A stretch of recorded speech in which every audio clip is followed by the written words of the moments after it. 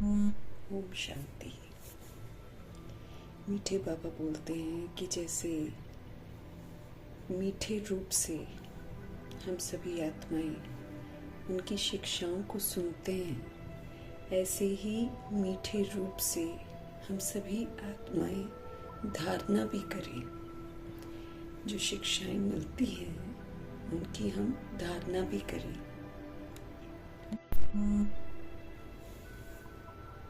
मीठा बनने वाले बाप से फिर हम चिपक जाएंगे। याद और मीठापन हो तो बाबा कहते हैं अवस्था फिर हमारी योग युक्त हो जाएगी और हमें निरंतर बाबा से ताकत मिलती रहेगी। हम आत्मा को शक्तिशाली बनाने वाले मीठे मीठे शिव पिता परमात्मा जी का हम तहे दिल से धन्यवाद करेंगे और श्रीमत पर चलकर मीठा बनने वाली गुप्त बड़ी माँ, big brother, great great grandfather का रोल प्ले करने वाले अव्यक्त फरिश्ता ब्रह्मा जी का भी तहे दिल से धन्यवाद करेंगे। धन्यवाद करते हुए दोनों ज़बरदस्त लाइट्स को हाजिर नासिर करते हुए मीठे मीठे परमपिता परमात्मा जी के महावाक्य हम सब उन्हीं से समझेंगे। ये समझ पूरे यूनिवर्स में फैले, पूरे तत्वों में फैले, पूरी प्रकृति में फैले, ये दिल से दुआ करेंगे। साथ में ये प्रभु जी की जो समझ है वो विश्व की सभी आत्माओं तक भी पहुँचे, ये भी हम दिल से दुआ करेंगे। सब आत्मा भाइयों तक पहुँचे, वो आत्मा भाई जो इस समय आकारी शरीरों में हैं, रोज़ किसी न किसी वजह से शरीर छोड़ रहे हैं, उन आत्माओं तक पहुँचे। फिर बाबा कहते हैं हम आत्माओं को, सभी आत्माओं के लिए हित में सोचना है। इसलिए मीठे परमात्मा जी के जो महावाक्यों की शक्ति है वो उन आत्माओं तक पहुँचे जो गर्भ जेल में प्रवेश कर गए हैं, उन आत्माओं तक पहुँचे जो हॉस्पिटलों में पीड़ित हैं, घरों में पीड़ित अवस्था में हैं, उन आत्माओं तक पहुँचे जो प्राकृतिक आपदाओं के कारण भगवान से वंचित हैं और या फिर दैहिक हिंसाओं से जो हैं पीड़ित हैं और भगवान से बहुत दूर हैं। ऐसी आत्माओं तक प्रभु जी की समझ पहुँचे। उन आत्माओं तक प्रभु जी की समझ पहुँचे जो माया के प्रकोप के कारण अलबेली हो गई हैं, या तो तंत्र मंत्र के प्रकोप से अलबेली बन गई हैं, वाम मार्ग में चली गई हैं। ऐसी आत्माओं के प्रति प्रभु जी की समझ पहुँचे जो कुमार कुमारियों के शरीरों में हैं, छोटे शरीरों में विराजमान आत्माएं हैं। उन सभी आत्माओं के प्रति प्रभु जी की समझ पहुँचे। अपनी संस्था बनाकर खुद गुमराह हैं, औरों को भी गुमराह कर रहे हैं, उन आत्माओं तक प्रभु जी की समझ पहुँचे।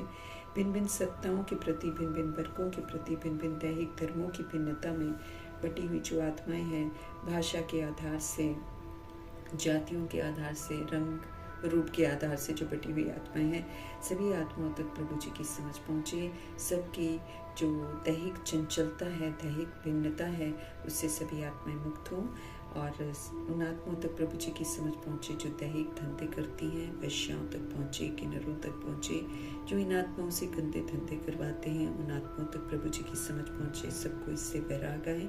यादव गौरव यवन बन के जितनी आत्माएं हैं सब तक प्रभु जी की समझ पहुँचे। भूत प्रेत भटकती हुई जितनी भी रूहें हैं उन तक प्रभु जी की समझ पहुँचे। सबका बुद्धि का योग परमपिता परमात्मा जी के साथ लगे। तंत्र मंत्र रिद्धि सिद्धि में जो शामिल हैं आत्माएं, व्यस्त हैं, इनमें वो सारी आत्माओं को ऐसी तंत्र मंत्र से, ऐसी रिद्धि सिद्धियों से वैराग आए। सभी आत्माएं अपने स्वधर्म में लौटे। उन आत्माओं तक प्रभु जी की समझ पहुँचे जो इस समय वृद्ध शरीरों में हैं और दैहिक रिश्तों के लिए रोती रहती हैं। इन सभी आत्माओं तक प्रभु जी की समझ पहुँचे ताकि ये सशक्त बने, वानप्रस्थी बने, प्रभु के साथ जुड़े, प्रभु को याद करें, प्रभु से सारी प्राप्तियाँ करें। दिल से हम सब दुआ करेंगे। उन आत्माओं तक प्रभु जी की समझ पहुँचे जो हमारे साथ नकारात्मकता के साथ जुड़ी हुई हैं। उन आत्माओं तक प्रभु जी की समझ पहुँचे जो हमारे लौकिक में कनेक्टेड हैं और उन आत्माओं तक प्रभु जी की समझ पहुँचे जहाँ पर अभी तक प्रभु का संदेश ही नहीं पहुँचा है। इन्हीं दुआओं के साथ हम सभी आत्माएं आज देखेंगे बाबा हमें किस तरह कर्मों की गुह्य गति बताते हैं, किस तरह वो हमको फिर से मीठा बनने की समझ देते हैं। मीठे मीठे बाबा बोले, मीठे बच्चे तुम्हें संगम पर सेवा करके गायन लायक बनना है, फिर भविष्य में पुरुषोत्तम बनने से तुम फिर पूजा लायक बन जाएंगे। बाबा हम आत्माओं में परिवर्तन करने के लिए आए हैं। हम आत्माओं को समझ देते हैं कि मीठे बच्चे, तुम्हें संगम पर क्या करना है? तुमको संगम पर सेवा करनी है। सेवा कौन सी? स्व परिवर्तन करके विश्व की सेवा करनी है। ऐसे ही परिवर्तन नहीं करना है, स्व सेवा और विश्व की सेवा। तो बाबा हमको कह रहे हैं कि ये जो संगम युग का समय है, ये सेवा का समय है। ये यहाँ से पढ़ते रहना है, वहाँ पर सभी आत्माओं के साथ शेयर करते जाना है, साथ साथ हर कर्म करना है। इधर धारणा करनी है, उधर धारणा करवानी है। इस तरीके से बाबा हमको समझ देते हैं कि तुम्हें संगम पर सेवा करके, जब हम स्व परिवर्तन करते हैं तो स्व परिवर्तन आत्मा का गायन होता है। तो तुम्हें संगम पर सेवा करके गायन लायक बनना है। आपका गायन होगा। और फिर बाबा कहते जब आप भविष्य में पुरुषोत्तम बन जाएंगे ना, यहाँ से पुरुषोत्तम बनेंगे, लेकिन जब आप भविष्य में जाएंगे, पुरुषोत्तम बनने से तुम फिर पूजनीय बन जाते हो, पूजा लायक बन जाते हो। यहाँ पर गायन होता है कि हाँ, ये प्रभु के बच्चे हैं, ये फरिश्ते हैं, ये अलौकिक हैं, ये अल्लाह लोग हैं, है ना। ऐसे करके गायन करते हैं संगम पर। और फिर इससे बन जाती है हमारी प्रारब्ध। जब हम पूर्वज का कर्तव्य निभाते हैं तो फिर हमारी बन जाती है प्रारब्ध। फिर भविष्य में पुरुषोत्तम बनने से फिर हम सभी आत्माएं पूजा के लायक बन जाते हैं। फिर बाबा कहते हैं आप पूजनीय बनते हो। तो संगम पर सेवा, स्व परिवर्तन की सेवा, ये ध्यान रखना है हमको, क्योंकि सिर्फ हम यूं ही सेवा करते हैं तो बाबा कहते हैं उससे कोई फायदा नहीं होता है जब तक हम स्व परिवर्तन नहीं करते हैं। हम खुद को आत्मा समझते हैं, आत्मा समझकर चलते हैं, तो हम दूसरों को बोलते हैं तो उनको समझ में आता है। तो यहाँ पर स्व परिवर्तन करके गायन लायक हमको बनना है। और फिर फ्यूचर में सतयुग त्रेता युग में पुरुषोत्तम आत्माएं जाएंगी ना, तो वो फिर पूजा लायक बन जाती है, वो पूजनीय बनती है।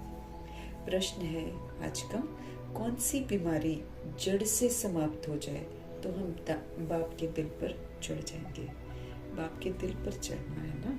अब हम विस्मृत हो जाते हैं, उल्टे सीधे कर्म करते हैं, फिर बाबा हमको आकर शिक्षित करते हैं। शिक्षित होने के बाद हम अपने आप में जितना परिवर्तन करते हैं उस विधि से हमको प्राप्ति होती है। तो हमको बीमारियां तो अनेक लगी हुई हैं, लेकिन बाबा हमको समझाते हैं कि कौन सी ऐसी बीमारी है जिसको अगर हम जड़ से समाप्त कर देना तो फिर हम बाप के दिल पर चढ़ेंगे। मीन्स उनकी नज़रों में आ जाएंगे, है ना। जैसे इंग्लिश में भी बोलते हैं ना, to be in the good books. तो भगवान जी के छत्र छाया में आ जाएंगे, भगवान जी की नज़रों में आ जाएंगे। कौन सी ऐसी बीमारी है जिसको हमें जड़ से समाप्त करना है? उत्तर है देह अभिमान की बीमारी। ये सबसे बड़ी बीमारी हमको लगी हुई है, जो हम आत्माओं को बार बार गलती की तरफ लेकर जाती है। हम आत्माओं को विकारों के वशीभूत कर देती है, कमी कमजोरियों के वशीभूत कर देती है। तो इस देह अभिमान रूपी बीमारी को ख़त्म करना है, जड़ से ख़त्म करना है। ये बड़ी गहरी है, क्योंकि 63 जन्मों की पुनर्जन्म में आते आते ये अभिमान को हमने बहुत गहरे तरीके से धारण किया है। और ख़ास कलयुग के 42 जन्मों में तो ये बहुत ही कड़ी हो गई है। और फिर जब हम बाबा के बनते हैं, यानी कि बाबा हमको अडॉप्ट करते हैं, बीके का टाइटल देते हैं, हम मुरली पढ़ते हैं, लेकिन फिर भी हम साथ साथ देह के अभिमान को यूज़ करते रहते हैं, ब्रह्मा जी की तरह तुरंत उसको बाबा को समर्पित नहीं करते हैं, तो फिर ये बीमारी और कड़ी हो जाती है, कड़ा संस्कार बन जाता है। क्यों? क्योंकि ये तथास्तु की वेला है। हम जो करते हैं वो तथास्तु हो जाता है। गड़बड़ कर रहे हैं तो तथास्तु हो जाएगा, अच्छा कर रहे हैं तो तथास्तु हो जाएगा। तो जब हम बीमारियों को यूज़ करते रहते हैं, मुरली पढ़ते पढ़ते, तो ये बीमारियां खौफनाक बन जाती हैं, कड़ी बन जाती हैं। इसलिए ये जो देह अभिमान है, ये बीमारी, इसको जब हम जड़ से समाप्त करेंगे तो फिर हम बाबा के दिल पर चढ़ेंगे। क्योंकि फिर जड़ से समाप्त करेंगे तो हम देही अभिमानी का पाठ बजाएंगे, आत्म अभिमानी का पाठ बजाएंगे, फिर तो हम बाप समान विश्व कल्याणकारी बन जाएंगे। फिर बाप समान हम शुभ भावना शुभकामनाधारी बन जाएंगे, हम प्रेम स्वरूप बन जाएंगे, हम सुख स्वरूप बन जाएंगे, हम दाता के बच्चे, शांत स्वरूप, है ना। हम फिर ये जितनी भी सुंदर सुंदर विशेषताएं हैं, इसके दाता हम बन जाएंगे। तो तो इसलिए बाबा कहते हैं देह अभिमान की बीमारी बड़ी कड़ी बीमारी है, इसको अगर तुम समाप्त कर दोगे तो फिर तुम मेरे दिल पर चढ़ोगे। इसी देह अभिमान के कारण सभी विकारों ने हमको महारोगी बना रखा है। ये जो देह अभिमान की हमारे अंदर बीमारी आ रखी है, ये रूट कॉज है सारी दूसरी बीमारियों का। इसी से कामनाएं उत्पन्न होती हैं, इसी से फिर हमारी कामना पूरी नहीं होती तो हमको क्रोध आता है, हमारा लालच बढ़ता है और हम मोह माया में फंस जाते हैं और फिर हम अहंकार में आ जाते हैं। फिर उसके साथ और कितनी सारी बीमारियां हो जाती हैं, ईर्ष्या आ जाता है, द्वेष आ जाता है, अलबेलापन आ जाता है, सुस्ती आ जाती है, गंदी गंदी सारी बीमारियों के हम शिकार हो जाते हैं। तो बाबा जी हमको समझ देते हैं कि इसी देह अभिमान के कारण सभी विकारों ने हम आत्मा को महारोगी बना दिया है। ये देह अभिमान समाप्त अगर हो जाए ना तो बाबा कहते तुम बाप के दिल पर चढ़ जाओगे। दिल पर चढ़ना है तो फिर बहुत विशाल बुद्धि बनना पड़ेगा, क्योंकि सब कुछ एक्सेप्ट करते हुए अच्छा व्यवहार करना पड़ेगा। दुनिया बिगड़ी हुई है, वायुमंडल बिगड़ा हुआ है, लेकिन हम कह ही नहीं सकते कि वायुमंडल बिगड़ा है इसलिए हम कुछ नहीं कर पा रहे। बाबा कहते आप पर वायुमंडल का इफेक्ट नहीं होना चाहिए, आपका इफेक्ट वायुमंडल के ऊपर होना चाहिए। तो हमको बिगड़े हुए को ही तो ठीक करना है, इसलिए हम बिगड़े हुए स्वरूप का चर्चा नहीं कर सकते हैं, चिंतन नहीं कर सकते हैं। तो मीठे परमात्मा हम आत्मा को समझ देते हैं कि तुम्हारे जो रोग है उस रोग का कारण है सारे के सारे विकार। ये देह अभिमान अगर हमारा समाप्त हो जाए ना तो हम आत्म अभिमानी बन जाएंगे। आत्म अभिमानी विश्व कल्याणकारी, शुभ भावना, शुभ कामनाधारी और संपूर्ण अहिंसक बन जाएगी और परोपकारी बन जाएगी, दुआएं देगी। यही तो बाबा चाहते हैं कि जो बाबा से हमको मिल रहा है वो हम सबको दें। तो बाबा का कहना मानेंगे, सबको सतगुणी आत्मा के रूप में देखेंगे, सबकी विशेषताएं देखेंगे, सबको विशेषताओं का सहयोग देंगे। तो इस विधि से हम अपने बाबा के दिल पर चढ़ जाएंगे। दिल पर चढ़ना है तो भगवान कहते फिर विशाल बुद्धि जरूर बनना पड़ता है, क्योंकि सबको एक्सेप्ट करना पड़ेगा।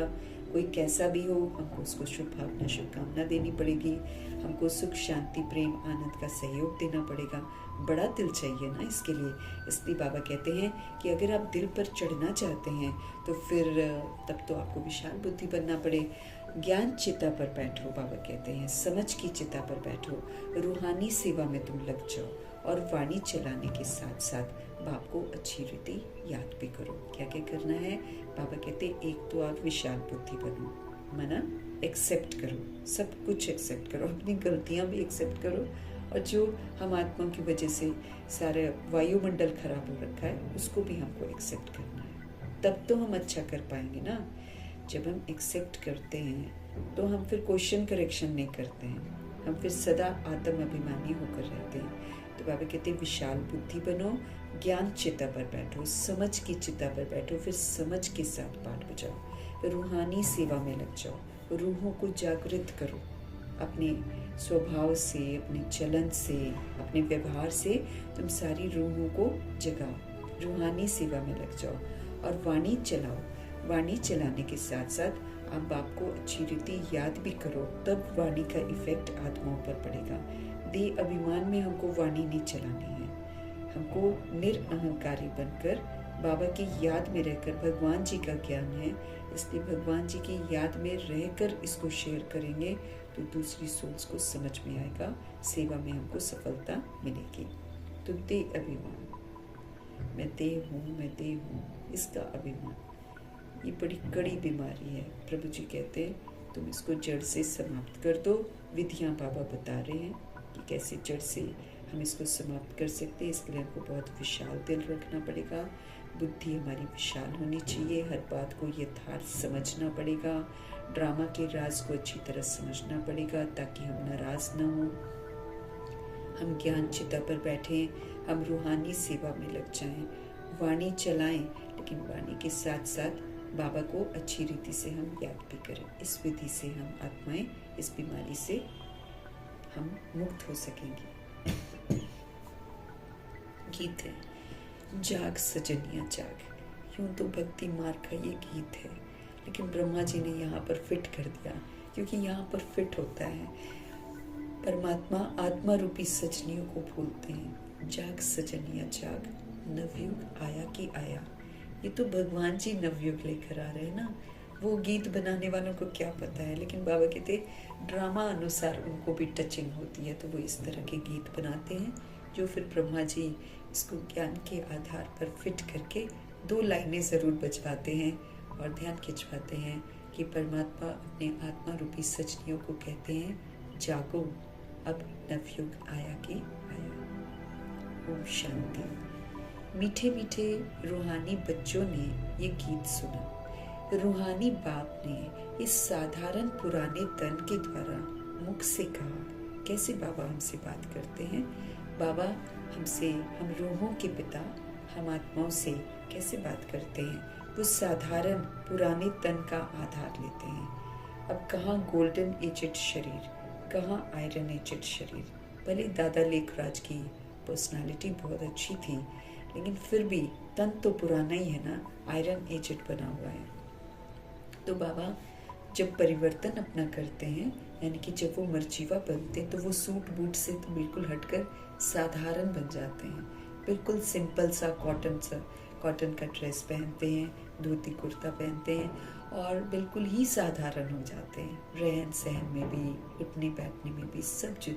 कहाँ शाही घर होते थे उनके, कहाँ शाही तरीके से वो लोग खान पान करते थे, शाही तरीके से रहते थे।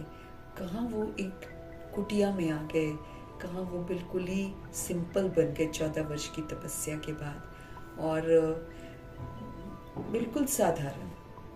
इतनी ठंड और इतनी गर्मी हुआ करती थी आबू में पहले। अब तो आबादी बढ़ गई है तो थोड़ा सा फर्क पड़ गया, लेकिन अभी भी 18 जनवरी को जाते हैं तो कितनी ठंड होती है। हम आत्माओं के लिए तो बहुत ठंडा मौसम होता है, लेकिन ऐसे मौसम में भी वो उस साधारण सी कुटिया में ही रहे हैं। और ऐसा नहीं कि हम आत्माएं तो हीटर भी लगाते हैं, फिर हम आत्माएं तो कंबल भी ले लेते हैं मोटे मोटे, रजाइयाँ भी मोटे मोटे ले, उनके पास तो पतली सी ही रजाई। वो प्रकृति जीत हो गए थे, अपने शरीर को उन्होंने जीत लिया था।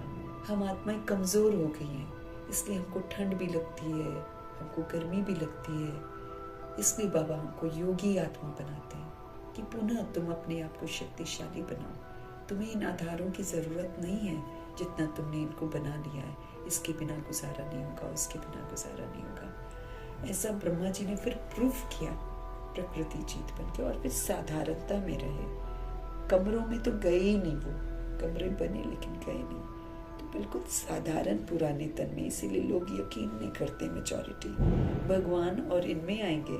और जिन्होंने दादा लेखराज के रूप में उनको देख रखा था, वो तो बिल्कुल ही यकीन नहीं कर रहे थे। उनको तो ज़्यादा गुस्सा आ रहा था कि इनको अचानक ब्रह्मा कहाँ से बोल दिया। इन लोगों ने एतराज़ कर रहे थे। अब उनको पता ही नहीं है कि कैसे ये मर्जीवा बनते हैं, कैसे ये भगवान को पहचानते हैं। फिर भगवान इनका नाम ब्रह्मा रखते हैं ताकि नए कर्तव्य हों, पुराना विकारी नाम खत्म कर देते हैं, कैसे इनसे स्थापना कराते हैं। ये राज तो कोई समझता नहीं है, लेकिन बस ये देखता है कि इनको ब्रह्मा जी क्यों कह दिया है। तो पुराना तन है ये, और बड़ा साधारण बन गए थे ब्रह्मा जी। तो साधारण पुराने तन के द्वारा मुख से कहा। बाप कहते हैं मुझे पुराने तन में पुरानी राजधानी में आना पड़े, है ना। 60 की बॉडी जब हो गई थी तब बाबा ने उनको यूज़ किया, अब मैंने साक्षात्कार कराया। फिर उसके बाद उन्होंने 14 इयर्स तपस्या करी, फिर आबू आए ना। तो तब तक तो साधारण वो बहुत हो गए थे। साधारण पुराने तन द्वारा मुख से कहा। बाप कहते हैं मुझे पुराने तन में पुरानी राजधानी में आना पड़ता है, क्योंकि पुराने में जो हम आत्माएं आयरन एजेड हो गई थी, हमको गोल्डन एजेड बनाने के लिए तो उनको तो पुरानी दुनिया में ही आना पड़ेगा ना। तो कलयुग का अंत और सतयुग की शुरुआत का जो टाइम पीरियड होता है, उसमें प्रभु जी आते हैं और फिर उसमें चेंज करते हैं। तो प्रभु जी स्पष्ट कर रहे हैं कि भाई हमें पुराने तन में पुरानी राजधानी में आना पड़ता है, क्योंकि बाबा आत्माओं को सुधारते हैं। तो सबसे पहले जो सोल इस ड्रामा में प्रवेश करती है, जो कभी बिल्कुल सतो प्रधान थी, जो फिर पुनर्जन्म में आते आते 83 जन्मों में तमो प्रधान बन जाती है, उनको वैराग आने लग जाता है अपनी लाइफ से, वो फिर भक्ति करते हैं, गुरु करते हैं, और फिर भक्ति भी पूरी जब कर देते हैं तब उनको भक्ति का फल बाबा ज्ञान देते हैं। तो बाबा कहते हैं पुराने तन में मैं आता हूँ, उनको पहले सुधारता हूँ और फिर पुरानी राजधानी में ही आता हूँ, क्योंकि राजधानी खराब हो गई है, अब इसको परिस्थान फिर से बनाना है। तो फिर भगवान को तो पुराने में ही आना पड़ेगा। उनका नाम भी पतित पावन है, इसलिए वो पतित सृष्टि पर ही आते हैं, लेकिन फिर वो मरजीवा तन यूज करते हैं। जब ब्रह्मा जी पूरा दादा लेखराज जी पूरा दादा लेखराज से मर जाते हैं स्मृतियों से, तब प्रभु जी उनको यूज करते हैं और उनका नाम ब्रह्मा रखते हैं। तो बाबा कहते हैं मुझे तो पुरानी राजधानी में आना पड़ेगा। अभी ये रावण की राजधानी है, ये राजधानी इस समय रावण की है, यहाँ पर रावण का राज्य चल रहा है। तन भी बाबा कहते पराया है, क्योंकि इस शरीर में तो पहले से ही आत्मा है ना। दादा लेखराज की आत्मा, कृष्ण जी की आत्मा तो पहले से ही है, तो भगवान जी के लिए तो ये पराया तन ही हो गया ना। तो बाबा कहते पराया तन मुझे लेना पड़ता है, मैं प्रवेश करता हूँ। अपना तन होता तो उसका नाम पड़ता। अब प्रभु जी का नाम शिव है, लेकिन शिव किसका नाम है? परम आत्मा का नाम है। अब परम आत्मा जो है सदा कल्याणकारी है, इसलिए उनका नाम शिव है, उनका शरीर का नाम नहीं है। बाबा कहते अगर मैं अपना तन लेता तो उसका नाम भी पढ़ता ना, हमारा नाम बदलता नहीं है। बाबा कहते हम तो सदा ही शिव हैं, तो हमारा नाम बदलता नहीं है। मुझे फिर भी कहते हैं शिव बाबा। गीत तो बच्चे रोज सुनते हैं। नवयुग अर्थात नई दुनिया अर्थात सतयुग आया कि आया। अब किसको कहते हैं जागो? आत्माओं को कहते हैं जागो, क्योंकि आत्माएं जो हैं ये घोर अंधियारे में सोई पड़ी हैं, ये अपने आप को भूल गई हैं और देह समझकर देह के अभिमान में जी रही हैं। तो प्रभु जी कह रहे हैं आत्माओं को बाबा जगाते हैं, आत्माएं घोर अंधियारे में सोई पड़ी हैं, कुछ भी समझ नहीं है। बाबा कहते हैं बाप को ही नहीं जानते हैं, दावा जरूर करते हैं कि हम आस्तिक हैं, लेकिन कायदे से हम सभी आत्माएं अपने बाप को ही नहीं जानते थे। और फिर बात भी यही है कि बाप खुद आकर बताए तभी तो बच्चों को पता चले। बाप बताएगा नहीं तो बच्चे कहाँ से बताएंगे बाप के बारे में। क्राइस्ट आए और बुद्धा आए और गुरु नानक जी आए, इब्राहिम आए, सब अपने अपने तरीके से आत्मिक शक्ति से जितना हो सका भगवान के बारे में बताया, लेकिन संपूर्ण सत्य तो वो बता ही नहीं पाए। यही वजह है कि सारे लोग हिंदू, मुस्लिम और सिख ईसाई में बटे हुए हैं। तो बाबा कहते हैं सब आत्माएं अंधियारे में सोई पड़ी हैं, कुछ भी समझ नहीं है, बाप को तो जानते ही नहीं है, खाली यूं ही बोलते रहते हैं। अब हमारे शिव पिता परमात्मा हम आत्माओं को जगाने के लिए आए हैं। अभी तुम बेहद के बाप को अच्छी रीति जानते हो। अब हम जानते हैं अपने शिव बाबा को, उनसे बेहद का सुख मिलना है नए युग में। अभी हम पढ़ते हैं, अभी हम नए बनते हैं। जो नया बनता है उसको फिर नए युग का वर्षा मिलता है। करेंगे तो पाएंगे, ये बाबा नियम बताते हैं। अभी तुम बेहद के बाप को जानते हो, उनसे बेहद का सुख मिलना है हमको। कब? नए युग में। अभी अनुभूति होती है। हम जैसे जैसे श्रीमत पर चलते जाते हैं, हमको यहाँ पर सुख अनुभव होता है, हमको यहाँ पर खुशी अनुभव होती है, हमको यहाँ पर शक्ति अनुभव होती है। यहाँ पर तो इस रीति से मिलता है और भविष्य में स्थूल रूप में मिलता है, स्थूल सुख होता है वहां पर। तो बाबा कहते हैं सतयुग को नया कहा जाता है, उनसे बाबा से हमको बेहद का सुख मिलना है नए युग में। कलयुग को पुराना युग कहेंगे। कलयुग जो है ये पुराना युग है, विद्वान पंडित आदि कोई भी नहीं जानते। कोई से भी पूछो नया युग फिर पुराना कैसे होता है, कोई से भी पूछो कोई भी बता नहीं सकेंगे, कहेंगे ये तो लाखों वर्ष की बात है। अभी तुम जानते हो कि हम नए युग से फिर पुराने युग में कैसे हैं। अब तो हमको मालूम है कि नए युग में थे फिर पुराने युग में आ गए, पुनर्जन्म में आते थे। अर्थात स्वर्गवासी से फिर हम क्या बन गए, नरकवासी हो गए। हमने देह अभिमान को यूज किया, हम नरकवासी बन गए।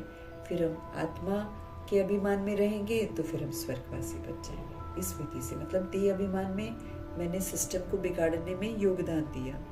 अब आत्मा बनकर हमें अच्छाई का सहयोग देकर फिर से नई दुनिया बनानी है और अपने आप को सजाओं से मुक्त करना है। तो बाबा कहते हैं अभी तुम जानते हो कि हम नए युग से फिर पुराने युग में कैसे आए हैं, अर्थात हम स्वर्गवासी से नरकवासी कैसे बने हैं।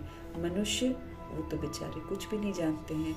जिनकी पूजा करते हैं उनकी बायोग्राफी को भी नहीं जानते हैं, क्योंकि शरीर के माँ बाप सिखाते हैं यहाँ पूजा करो, यहाँ पूजा करो, वैसे करते हैं। ये तो बड़े होते हैं तो कोई धर्म परिवर्तन कर लेता है। अगर कोई किस धर्म और का होएगा तो उसको वो दूसरा धर्म अच्छा लगेगा और वो परिवर्तन कर लेगा। अभी तो खास ये परिवर्तन वाला सिस्टम चल रहा है, क्योंकि अब समाप्ति होनी है। तो हर आत्मा जो जिस धर्म में आती है उसी धर्म में लौटती जरूर है और फिर अपना हिसाब किताब सेटल करके घर वापस जाती है। बाबा कहते हैं लोग जिनकी पूजा करते हैं उनकी बायोग्राफी को ही नहीं जानते हैं। अब जैसे जगत अम्बा की पूजा करते हैं, अब वो अम्बा कौन है जानते नहीं है। लाइनों में इतना खड़े रहते हैं लेकिन जानते नहीं है। अब वो अम्बा कौन है जानते नहीं है। अम्बा वास्तव में माताओं को कहा जाता है। अम्बा किसको कहेंगे, माताओं को कहेंगे। क्यों कहते हैं, क्योंकि जो माता बनने वाली सोल होती है वो पूरे वर्ल्ड का उद्धार करती है, वो पूरे वर्ल्ड के लिए अच्छा सोचती है, इसलिए उसको अम्बा कहते हैं।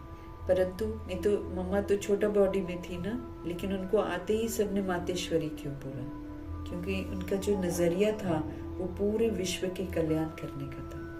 उनमें थी वो क्वालिटीज माँ वाली। बाबा कहते हैं परंतु पूजा तो एक ही होनी चाहिए ना।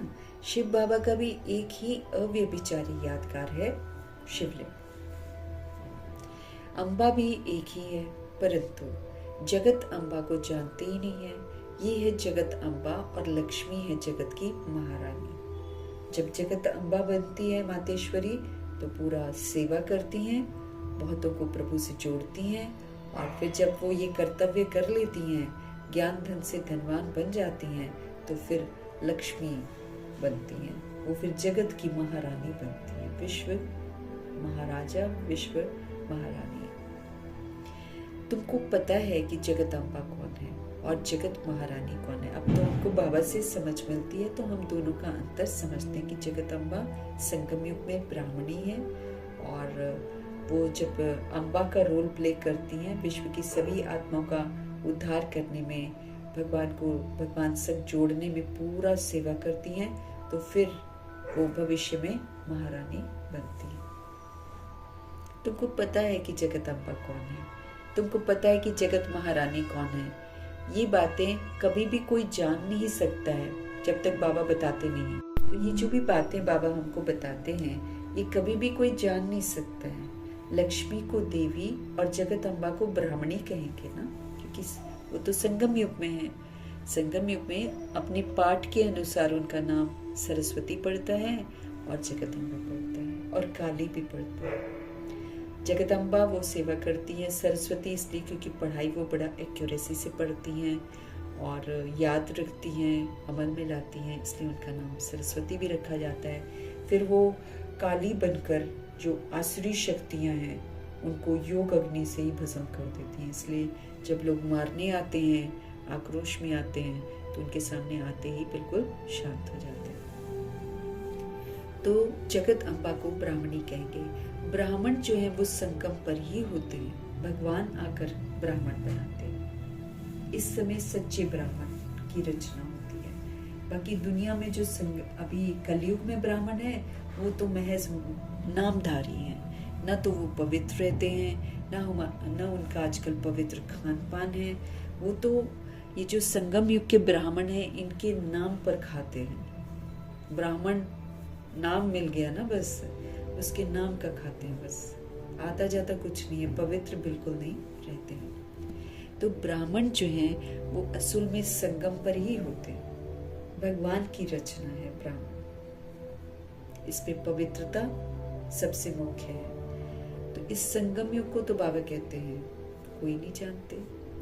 प्रजापिता ब्रह्मा द्वारा नई पुरुषोत्तम सृष्टि रची जाती है। प्रजापिता ब्रह्मा के थ्रू, बाबा कहते हैं प्रजापिता ब्रह्मा के थ्रू नई पुरुषोत्तम सृष्टि रची जाती है। अभी हम सभी आत्माएं पुरुषोत्तम बनते हैं। पुरुष मतलब आत्मा, पुरुष आत्मा शरीर के द्वारा कर्म करती है। तो बाबा अभी आते हैं और फिर हम आत्माओं को शिक्षित करते हैं, तो हम सभी आत्माएं पुरुषार्थ करके पुरुषोत्तम बनते हैं। इस संगम युग को कोई भी नहीं जानता दुनिया में। प्रजापिता ब्रह्मा द्वारा नई पुरुषोत्तम सृष्टि रची जाती है। पुरुषोत्तम तुमको वहां देखने में आएंगे। इस समय तुम ब्राह्मण गायन लायक बनते हो ना। लोग कहते हैं अल्लाह लोग है, फरिश्ते, तो गायन होता है। आप सेवा कर रहे हो, फिर आप पूजा लायक बन जाएंगे। अगर हम याद में रहकर सब कुछ करते हैं श्रीमद् प्रमाण, तब हम पूजनीय बनते हैं। अगर हम याद में रहकर नहीं करते हैं तो फिर नहीं बनते हैं। क्योंकि बाबा कहते हैं जो याद में रहकर सब कुछ करते हैं उन्हीं का यादगार बनता है, उन्हीं का फिर पूजन होता है। तो बाबा कहते हैं सेवा कर रहे हो, फिर तुम पूजा के लायक बनोगे। अभी तो सेवाधारी हो, फिर तुम पूजनीय बनोगे। ब्रह्मा को इतनी भुजाएं देते हैं, तो अम्बा को भी क्यों नहीं देंगे? उनके भी तो सब बच्चे हैं ना। तो माँ बाप ही तो प्रजापिता बनते हैं। बच्चों को प्रजापिता तो नहीं कहेंगे। तो सबसे टॉप मोस्ट में शिव बाबा तो है ही, लेकिन फिर उसके बाद प्रजापिता भी है, जगत पिता और मम्मा जगत माता बनती है। तो बच्चों को प्रजापिता नहीं कहेंगे। लक्ष्मी नारायण को कभी सतयुग में जगत पिता जगत माता नहीं कहेंगे। सतयुग में कोई नहीं बोलेगा उनको जगत पिता जगत माता, लेकिन वो जगत पिता और जगत माता का रोल संगम युग में प्ले करते हैं। पूरे वर्ल्ड की सोल्स की मदद करते हैं, सबको जागृत करके भगवान का बनाते हैं। तो बाबा कहते हैं लक्ष्मी नारायण को अगर आप ले लो तो सतयुग में कोई भी उनको जगत पिता और जगत माता नहीं कहता, क्योंकि वो रोल ही नहीं वो वाला प्ले करते हैं। ये रोल संगम युग का रोल है। जगत पिता और जगत माता तो एक ही है, बाकी है सारे के सारे उनके बच्चे। अजमेर में प्रजापिता ब्रह्मा के मंदिर में जाएंगे तो कहेंगे बाबा, क्योंकि है ही प्रजापिता ना, इसलिए वहां पर ब्रह्मा बाबा बोलते हैं। हद के पिताएं बच्चे पैदा करते हैं तो वो हद के प्रजापिता ठहरे। दुनिया में बॉडी का पिता जो होता है वो बॉडी का बच्चा पैदा करता है, तो फिर बाबा कहते हैं हद के पिताएं बच्चे पैदा करते हैं तो वो हद के प्रजापिता ठहरे। शिव बाबा बेहद का है, वो सभी आत्माओं के पिता हैं। शिव बाबा तो सब आत्माओं का बेहद का बाप है। कोई भी सोल ऐसी नहीं है जिसका बाप वो ना हो। 800 करोड़ अगर शरीर है यहाँ पर, तो 800 करोड़ के शरीरों के अंदर जो 800 करोड़ आत्माएं हैं उसके पिता शिव बाबा है। जो भटकती हुई रूहें हैं उनके पिता शिव बाबा है। सभी के फादर बेहद के पिता शिव बाबा हैं। शिव बाबा तो सब आत्माओं का बेहद का बाप है। ये भी तुम बच्चों को कंट्रास्ट जरूर लिखना है। जगत अम्बा सरस्वती है, एक ही है। नाम कितने रखती हैं? दुर्गा है, काली है आदि। अम्बा और बाबा के तुम सारे बच्चे हो, ये रचना है ना। तो प्रजापिता ब्रह्मा की बेटी है सरस्वती, उनको अम्बा कहते हैं। बाकी हैं बच्चे और बच्चियां, है सब एडॉप्टेड। सिर्फ रोल के मुताबिक जगत अम्बा को माँ बोल देते हैं, बाकी हैं सारे बच्चे और बच्चियां, सब एडॉप्टेड है। इतने सब बच्चे कहाँ से आ सकते हैं? 16,133 करोड़ बच्चे हैं, कहाँ से आ सकते हैं ना। तो सारे एडॉप्टेड हैं, मुख वंशावली हैं। कुछ फिर संकल्पों से पैदा होते हैं। ब्रह्मा जी संकल्प करते हैं, फिर वो आत्माएं प्रभु से जुड़ती हैं। तो इतने सब बच्चे कहाँ से आ सकते हैं? ये सब है मुख वंशावली। मुख से स्त्री को क्रिएट किया तो रचता हो गया। कहते हैं ये मेरी है, मैंने इनसे बच्चे पैदा किए, ऐसे बोलते हैं ना। तो ये सब है एडॉप्शन। ये फिर है ईश्वरीय, मुख द्वारा रचना। बाबा शिव बाबा ब्रह्मा जी को अडॉप्ट करते हैं, फिर ब्रह्मा जी के थ्रू सबको अडॉप्ट करते हैं।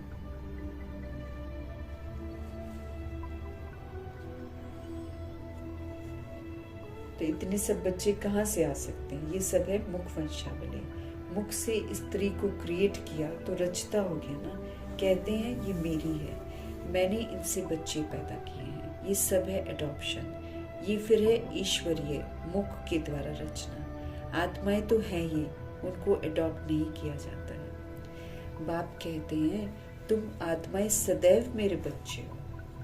अडॉप्ट क्या करना है? तुम तो सदैव ही मेरे बच्चे हो। यहाँ तो शूद्र जीवन से बाबा अडॉप्ट करके ब्राह्मण बनाकर सुधारते हैं। फिर अभी मैं आकर प्रजापिता ब्रह्मा के द्वारा सारे बच्चों को अडॉप्ट करता हूँ। बच्चों यानी कि आत्माओं को नहीं अडॉप्ट करता हूँ। आत्मा को क्या अडॉप्ट करेंगे? आत्मा तो अविनाशी है।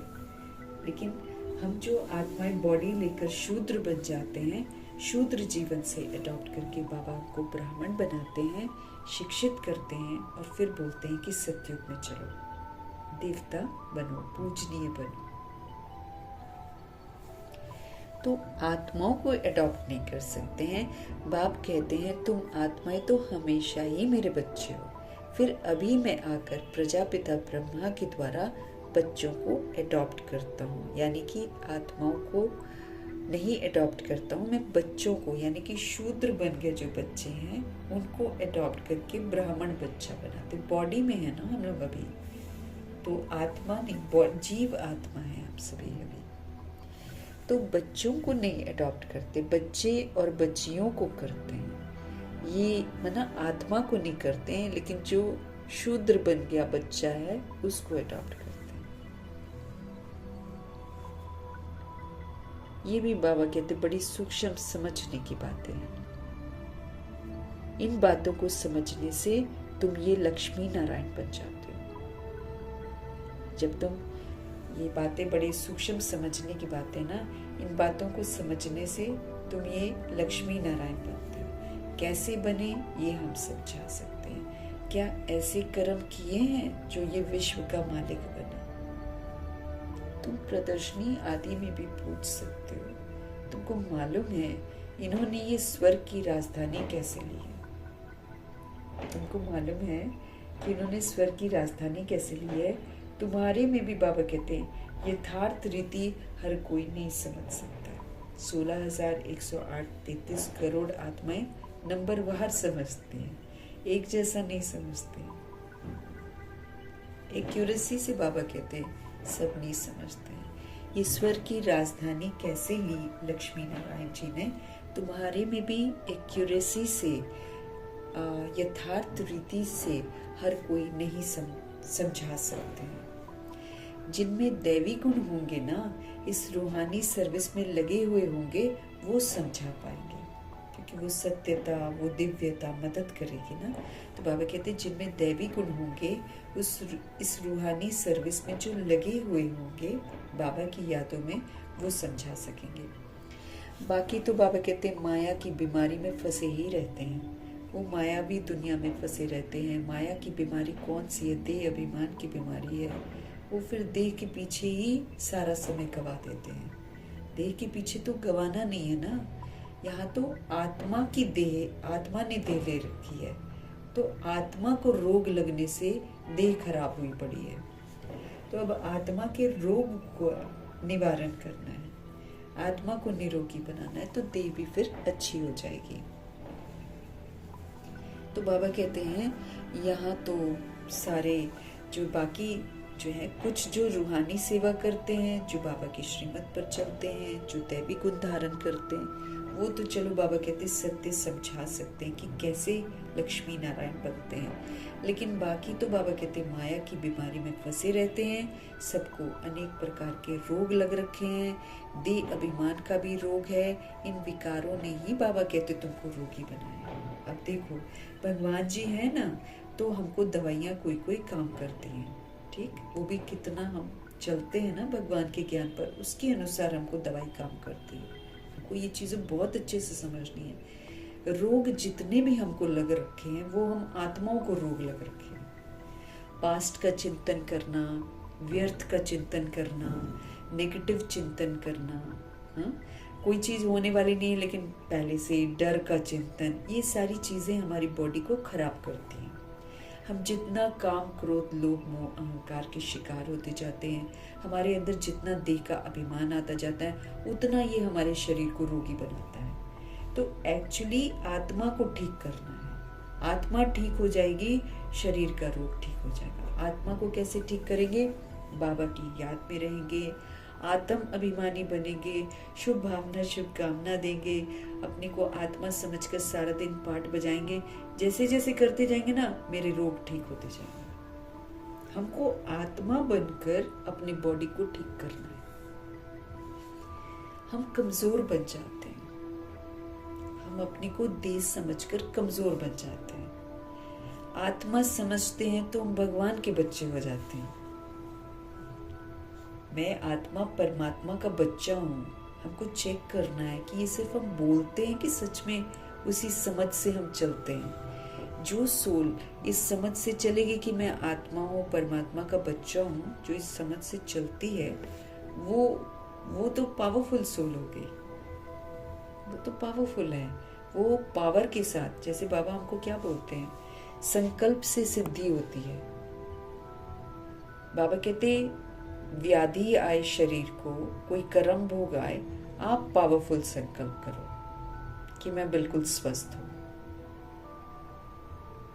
मेरे शरीर के ऑर्गन्स बहुत अच्छे से काम कर रहे हैं, मेरे में इम्यूनिटी पावर बहुत अच्छी है। बोलो, बाबा कहते ऐसे बोल बोल कर आप बोलो। एक दिन बोलो, एक हफ्ता बोलो, अब 10 दिन बोलो, फिर 20 दिन बोलो, फिर 30 दिन बोलो। कितना पावर बढ़ती जाएगी। और उस पावर से फिर हम लोग सभी आत्माएं जो हैं पुनः स्वस्थ बन जाएंगे। हम अपने आप को खुद ही हील कर सकते हैं। लेकिन क्या होता है, बीमारी होती है, फिर हम सोचते हैं मैं बीमार हूँ, मैं बीमार हूँ, मैं बीमार हूँ। फिर कहते हैं उसकी वजह से, इसकी वजह से, उसकी वजह से, करते ना। लेकिन हमको पावरफुल बनना है। हमको दुआएं देकर, शुभ भावना, शुभकामना देकर, आत्म अभिमानी बनकर, सदा संतुष्ट, सदा खुश रहकर अपने आप को ठीक करना है। तो बाबा हमको समझ देते हैं कि बाकी तो सारे माया की बीमारी में ही फंसे रहते हैं। हाँ? अनेक प्रकार के रोग हैं। देह अभिमान का भी सबसे बड़ा रोग है। इन विकारों ने ही तो बाबा कहते तुम्हें रोगी बना रखा है। ये जो विकार हैं, यही तो तुमको रोगी बनाते। बाबा बाप कहते हैं मैं तुमको पवित्र देवता बनाता हूँ, मैं तुमको पवित्र देवता बनाता हूँ। तुम सर्वगुण संपन्न पवित्र थे, तुम थे। बाबा कहते तुम सर्वगुण पवित्र संपन्न आत्मा थे, अभी तुम पतित बन गए। बेहद का बाप ऐसे कहेंगे ना, इसमें निंदा की तो कोई बात नहीं है। बाबा कहते पहले तो बाबा हमको उमंग उत्साह में लाते ये कहकर कि तुम पवित्र देवता थे। फिर बाबा कहते तुम फिर पतित बने, अब मैं तुमको फिर से पवित्र देवता बनाता हूं। तुम सर्वगुण संपन्न पवित्र थे कभी, तुम 16 कला संपूर्ण बेदाग थे कभी, तुम संपूर्ण निर्विकारी कभी थे, तुम मर्यादा पुरुषोत्तम थे, तुम संपूर्ण अहिंसक थे। ये बाबा सभी आत्माओं को बोलते हैं। अब जो थी ना, एक्चुअल में जो थी, वो इसको स्वीकार भी कर लेगी और ऐसा बनना भी शुरू कर देगी फटाफट। जो वास्तव में थी, जो नहीं थी, उसको फिर दिक्कत परेशानी आती है। तो अभी पतित बन गए हो। बाबा कहते तुम कितने अच्छे थे, लेकिन तुम पतित बन गए हो। बेहद का बाप ऐसे कहेंगे ना। बाबा कहते इसमें निंदा तो नहीं कर रहे हैं बाबा, किसी की बुराई नहीं कर रहे हैं, स्मृति दिला रहे हैं। ये समझाने की बात है, इसमें किसी की निंदा नहीं है कि तुम पतित बन गए। लेकिन बाबा बात बताते कि भाई तुम ऐसे थे, लेकिन पुनर्जन्म में आकर, देह अभिमान में आकर तुम तो पतित बन गए। तो बाबा कहते इसमें निंदा की कोई बात नहीं है, ये समझाने की बात है। भारतवासियों को बेहद का बाप कहते हैं मैं यहाँ भारत में आता हूँ। भारतवासी कौन? जो भारत को स्वर्ग बनाता है, वही भारतवासी। तो वरना सचखंड में आने वाली जो सोल्स हैं, वो वास्तव में भारतवासी। तो उन भारतवासियों को बेहद के पिता कहते हैं। मैं यहाँ भारत में आता हूँ। भारत की महिमा तो अपरंपार है, क्योंकि भगवान इसको कितना सुंदर बना कर जाते हैं, तो इसकी महिमा तो बहुत अपरंपार है। भगवान के आगमन की वजह से भी भारत की महिमा होती है। ये सोने की चिड़िया कहलाती है। फिर भारत की महिमा तो अपरंपार है। यहाँ आकर नर्क को स्वर्ग बनाते हैं। यहाँ बाबा आकर नर्क को क्या करते हैं? स्वर्ग बनाते हैं, सबको शांति देते हैं। तो ऐसे बाप की भी महिमा अपरंपार है। ऐसे बाप की भी महिमा अपरंपार है। उनका कोई पारावार नहीं है। जगत मना आप सीमित नहीं कर सकते हो उनकी महिमा को। करते जाओ, करते जाओ, करते जाओ। उनका कोई पारावार नहीं है, कोई लिमिटेशन नहीं है। जगत अम्बा और उनकी महिमा को कोई भी नहीं जानते। जगत अम्बा को और उनकी महिमा को कोई भी नहीं जानते। इनका भी कंट्रास्ट तुम बता सकते हो, क्योंकि बाबा ने हमको बताया है। हम बाबा की याद में दूसरों को कंट्रास्ट बता सकते हैं। ये जगत अम्बा की बायोग्राफी, ये लक्ष्मी की बायोग्राफी, हम अंतर दोनों का बता सकते हैं। वही जगत अम्बा फिर लक्ष्मी बनती है। जगत अम्बा जो है संगम युग में होती है, ब्राह्मणी है, फिर वही पुरुषार्थ करके लक्ष्मी बनती है। फिर लक्ष्मी 184 जन्मों के बाद फिर जगत अम्बा होगी। चित्र भी अलग अलग बाबा कहते रखनी चाहिए। दिखाते हैं ना, लक्ष्मी को कलश मिला, परंतु लक्ष्मी फिर संगम पर कहाँ से आई? कलश तो जगत अम्बा को मिलता है ना, लेकिन कहानी नहीं, सत्य नहीं बता पाते हैं ना, तो इसीलिए कह देते हैं कि लक्ष्मी पर कलश रख देते, और फिर कलश से क्या दिखाते? धन गिर रहा है, स्थूल धन दिखाते हैं। लेकिन एक्चुअली जगत अम्बा माँ इससे संपन्न बनती, ज्ञान से संपन्न बनती है। तो जब ज्ञान से संपन्न बनती है तो ज्ञान धन देती है सबको, है ना, सबको भगवान से परिचित कराती है। इसलिए फिर लक्ष्मी जब बनती है तो उनके पास स्थूल धन होता है, पर उस समय वो धन थोड़ी किसी को देती है। असल में तो वो धन जगत अम्बा बनकर देती है। तो बाबा कहते हैं अंतर बताना। लोग तो बोल देते हैं कि लक्ष्मी को कलश मिला, परंतु लक्ष्मी फिर संगम पर कहाँ से आ गई? बाबा कहते हैं वो तो सतयुग में हुई ना। ये सब बातें बाबा आकर हमको समझाते हैं ताकि हम समझें और इस समझ को शेयर करके लोगों को अज्ञानता के अंधकार से बाहर निकालें। ये सब बातें बाप समझाते हैं हमको। ये सब बातें बाप समझाते हैं। चित्र बनाने के ऊपर जो मुकर्रर है उनको विचार सागर मंथन करना चाहिए। जो चित्र बनाते हैं ना, उनको विचार सागर मंथन करना चाहिए, ताकि उसमें और अच्छा डीप जो है ज्ञान जो है वो प्रत्यक्ष हो पिक्चर के द्वारा। तो फिर समझाना सहज हो जाएगा, क्योंकि विचार सागर मंथन करके अगर चित्र बड़ा एक्यूरेट बना हो तो किसी भी सोल को बहुत अच्छे से हम समझा सकते हैं। आजकल तो बहुत सुंदर सुंदर बाबा ने चित्र बनवाए हैं। अच्छा ज्ञान सागर का मतलब विचार सागर मंथन आत्माओं ने किया है बाबा की मदद से, और सुंदर सुंदर चित्र बनाए हैं, तो जिससे समझाना बड़ा इजी हो जाता है। बाबा कहते इतनी विशाल बुद्धि चाहिए तब जाकर दिल पर चढ़े। मतलब जैसे जैसे भगवान कहते हैं वैसे वैसे जब हम करते हैं तब हम बाबा के दिल पर चढ़ते हैं।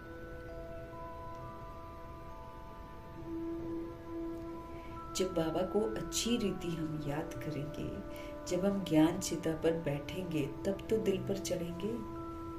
ज्ञान चिता पर बैठना मतलब तप करना, फिर समझ से पाठ बजाना। जब हम अपने पिता को बड़े प्यार से अच्छी रीति याद करेंगे, जब हम ज्ञान चिता पर बैठेंगे तब हम दिल पर चढ़ेंगे। ऐसे नहीं कि जो बहुत अच्छी वाणी चलाते हैं वो दिल पर चढ़ जाते हैं, ऐसा सिस्टम नहीं है यहाँ पर।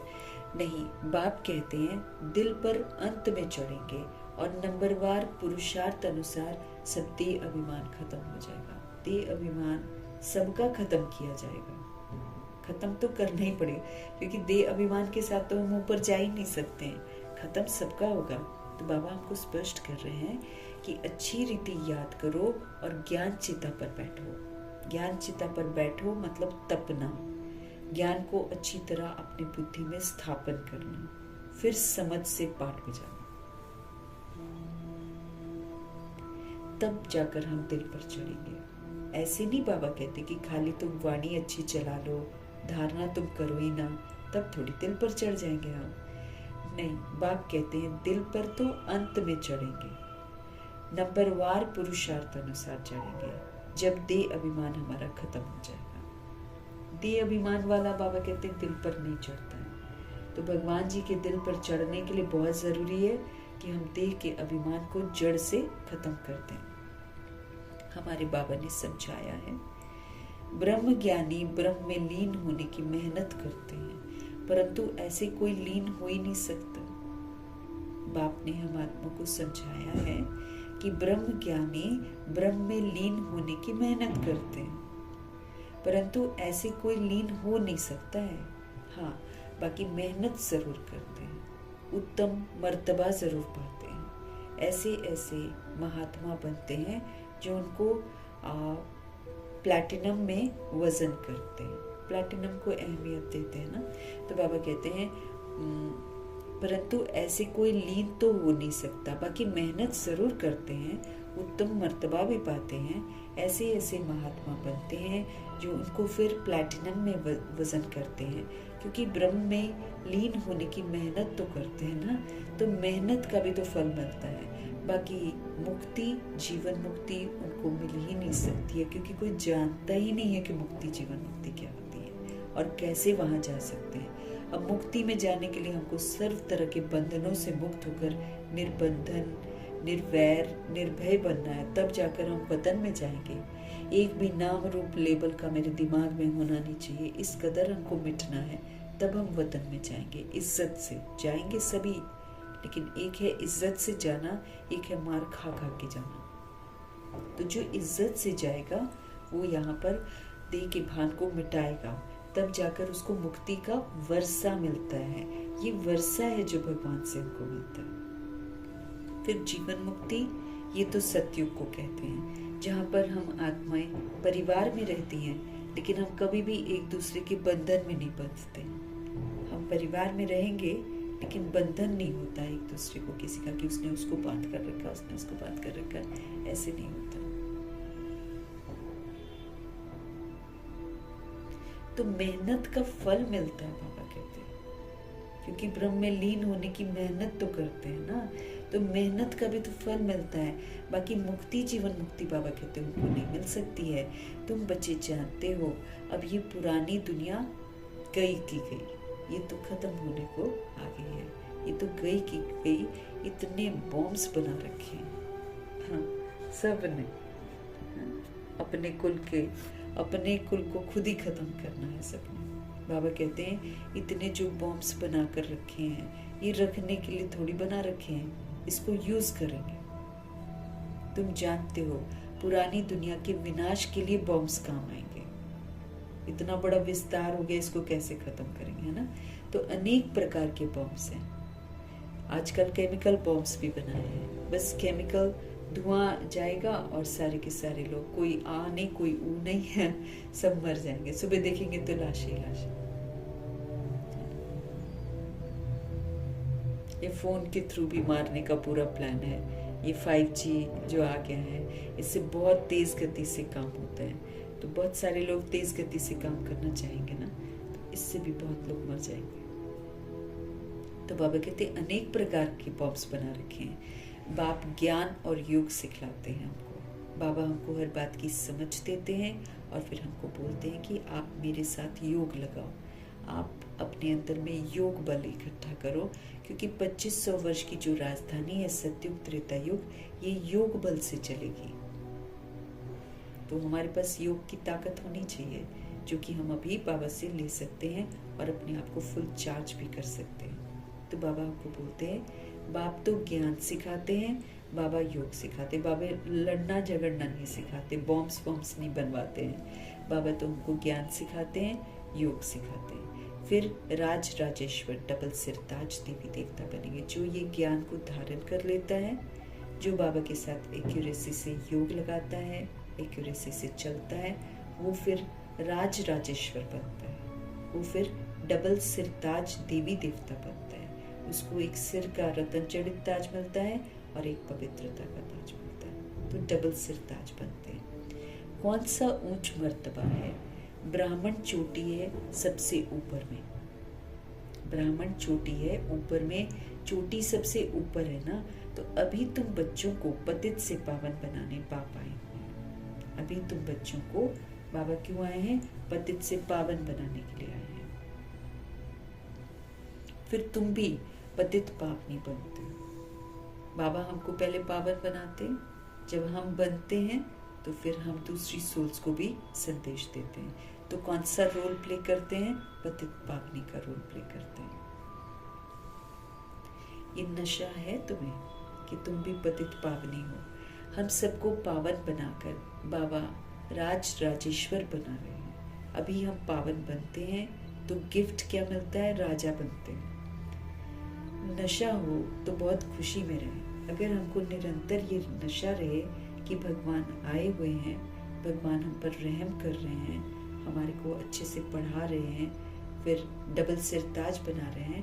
बाबा कहते हैं अगर आपको ये रूहानी नशा बना रहे तो आप सदा खुशी में भी रहो। अपने दिल से पूछो, हम कितनों को आप समान बनाते हैं? मतलब हम भगवान के संबंध में आ गए हैं। हम कितना दूसरों को भगवान के संबंध में लाते हैं, इसको बोलते हैं आप समान बनना। अगर हम पढ़ते हैं तो हम कितना दूसरों को पढ़ाई की तरफ आकर्षित करते हैं, ये है आप समान बनना। बाकी पुरुषार्थ तो सबका अपना अपना है, बाकी में हमको अपने जैसा नहीं बनाना है। उसमें तो कोई भी सोल आगे निकल जाए, है ना। लेकिन भगवान से जोड़ने में, भगवान की राहों पर चलने में हमको सबको आप समान बनाना है। तो बाबा हमसे पूछते हैं कि आपने कितनों को भगवान से जोड़ा है? प्रजापिता ब्रह्मा और जगदम्बा दोनों एक जैसे हैं। ब्राह्मणों की रचना रचते हैं। शूद्र से ब्राह्मण बनने की युक्ति बाप ही हमको बताते हैं, नहीं तो हमको तो किसी को पता न चले। बताते हैं कि कैसे शूद्र बना, कैसे हम सभी अनटचेबल हो गए हैं, अछूत हो गए हैं, शूद्र हो गए हैं। अब कैसे ये शूद्रपन को छोड़ना है और कैसे हमको ब्राह्मण बनना है, और फिर बनने की युक्ति जो है वो बाबा बताते हैं। ये कोई शास्त्र में नहीं है, ये है ही गीता का युग। गीता के युग में बाबा सारी बातें सुनाते हैं। महाभारत लड़ाई भी बरोबर हुई थी। राजयोग एक को सिखाया होगा क्या? मनुष्य की बुद्धि में फिर अर्जुन और कृष्ण ही आते हैं। तो बाबा कहते हैं राजयोग बाबा एक को थोड़ी सिखाते हैं, बहुतों को सिखाते हैं। मनुष्य की बुद्धि में फिर क्या होता है? अर्जुन होता है और कृष्ण होता है। यहाँ तो ढेर पढ़ते हैं, 16,108 33 करोड़ बच्चे पढ़ते हैं। बैठे भी देखो कैसे साधारण होते हैं। छोटे बच्चे अल्फ बे पढ़ते हैं ना। पहले हम पाठशाला में आते हैं, भले शरीर बड़ा होता है लेकिन हमको नया जन्म मिलता है। हम बच्चे ही होते हैं तो ज्ञान में छोटा बच्चा भी होते हैं। तो छोटे बच्चे अल्फ और बे पढ़ते हैं ना। तो तुम बैठे हो, तुमको भी अल्फ बे ही पढ़ा रहे हो। अल्फ परमपिता परमात्मा, उनसे फिर बेहद की बादशाही मिलती है, उसकी जानकारी हमको मिलती है। तो हम सभी आत्माएं भी अल्फ और बे ही पढ़ रहे हैं। अल्फ और बे यही तो वर्षा है। बाप कहते हैं तुम मुझे याद करो, तो तुम क्या करोगे? विश्व का मालिक बनोगे। कोई भी आसुरी काम बाबा कहते अब हमको नहीं करना। जो हम रावण के मत पर चलकर कर्म करते हैं वो सारा का सारा आसुरी काम है। जैसे कल बाबा ने बोला रोना रूठना, ये सारा असुरों का काम है। तो हमको अब आसुरी काम नहीं करना है। हमको काम क्रोध लोभ मोह अहंकार के वशीभूत नहीं होना है। हमको ईर्ष्या द्वेष अनबेलापन सुस्ती के वशीभूत नहीं होना है। हमको देह अभिमान के वशीभूत नहीं होना है। तो आसुरी कर्म अब हमको नहीं करने हैं। हमें तो दैवी गुण धारण करने हैं। दैवी गुण हमको धारण करने हैं, आसुरी कर्म करने नहीं है। उसकी जगह फिर हमको क्या करना है? दैवी गुण धारण करना। देखना है हमारे में कोई अवगुण तो नहीं है। अब हमको अपनी चेकिंग इस विधि से करनी है। हमको देखना है कि कहीं हमारे अंदर अवगुण तो नहीं है, देह अभिमान तो नहीं है। मैं निर्गुण हारे में कोई गुण नहीं, ऐसे गीत गाते हैं। अभी निर्गुण आश्रम भी है, परंतु बाबा कहते अर्थ तो कुछ भी नहीं समझते हैं, बस यूं ही कह देते हैं हम निर्गुण हारे में कोई गुण नहीं। निर्गुण अर्थात मेरे में कोई गुण नहीं है। अब गुणवान बनाना तो बाप का ही काम है ना, तो बाबा फिर आकर हमको गुणवान बनाते हैं। बाप के टाइटल की टोपी फिर अपने ऊपर रख दी है, बाबा कहते हैं। भगवान गुणवान बनाते हैं और भगवान के टाइटल की टोपी फिर आत्माएं क्या करती हैं, अपने ऊपर रखती हैं। बाप कितनी बातें हमको समझाते हैं, डायरेक्शन भी बाबा हमको रोज देते हैं, ऐसे करो ऐसे करो। तो बाबा कहते हैं कितनी बातें बाबा रोज समझाते हैं, डायरेक्शन भी हमको देते हैं। जगत अम्बा और लक्ष्मी का कंट्रास्ट बनाओ, ऐसा भी हमको बताते हैं। और फिर ब्रह्मा सरस्वती संगम के लक्ष्मी नारायण है सतयुग के, ये चित्र है समझाने के लिए। इनको पूजना नहीं है, लेकिन इनको आत्मा को समझाना है। चित्रों के माध्यम से आत्मा को समझ में आ जाता है। तो ब्रह्मा सरस्वती संगम के लक्ष्मी नारायण है सतयुग के, ये चित्र है समझाने के लिए। सरस्वती ब्रह्मा की बेटी है। पढ़ते हैं मनुष्य से देवता बनने के लिए। हम सभी किस लिए पढ़ रहे हैं, हमको याद रखना है कि भगवान मनुष्य से देवता बनने की पढ़ाई पढ़ा रहे हैं। तो फिर हमारे में वो दैवी गुण तो होने चाहिए, आचरण हमारा चेंज होना चाहिए। अभी हम सभी आत्माएं ब्राह्मण हैं, हम सभी पढ़ रहे हैं भगवान जी से। और क्या पढ़ रहे हैं, मनुष्य से देवता बनने की पढ़ाई हम सब पढ़ रहे हैं।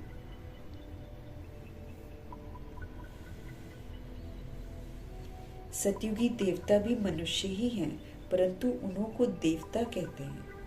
है वो मनुष्य, दो आंखें, दो हाथ, दो पैर, ऐसे ही हैं वो। हालांकि यादगार में तो 10 हाथ दिखा देते हैं, बाबा कहते वैसा नहीं है। वो भी है मनुष्य, लेकिन उनमें दिव्यता है, उनमें सत्यता है, उनको देवता कहते हैं।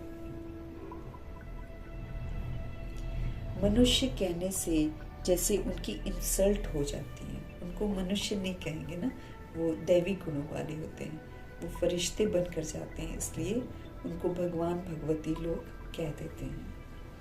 तो मनुष्य कहने से जैसे उनकी इंसल्ट हो जाती है, इसलिए देवी देवता वो भगवान भगवती उनको कह देते हैं। अगर राजा रानी को भगवान भगवती कहें तो फिर प्रजा को भी कहना पड़े ना, इसलिए देवी देवता कहा जाता है। नहीं तो फिर सारे भगवान भगवती हो जाएंगे 9 लाख आत्माएं भी जो होंगी वो फिर भगवान भगवती हो जाएंगे, इसलिए भगवान भगवती नहीं कहकर उनको देवी देवता कहा जाता है।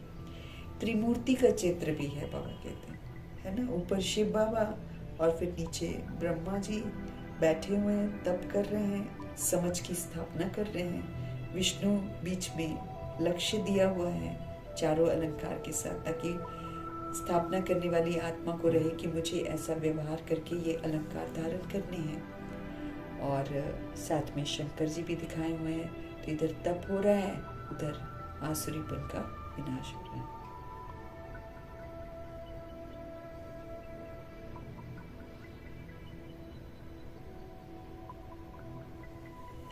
तो बाबा कह रहे हैं भगवान भगवती कहें तो फिर बाबा कहते फिर तो प्रजा को भी कहना पड़ेगा, इसलिए देवी देवता कहा जाता है। त्रिमूर्ति का चित्र भी है।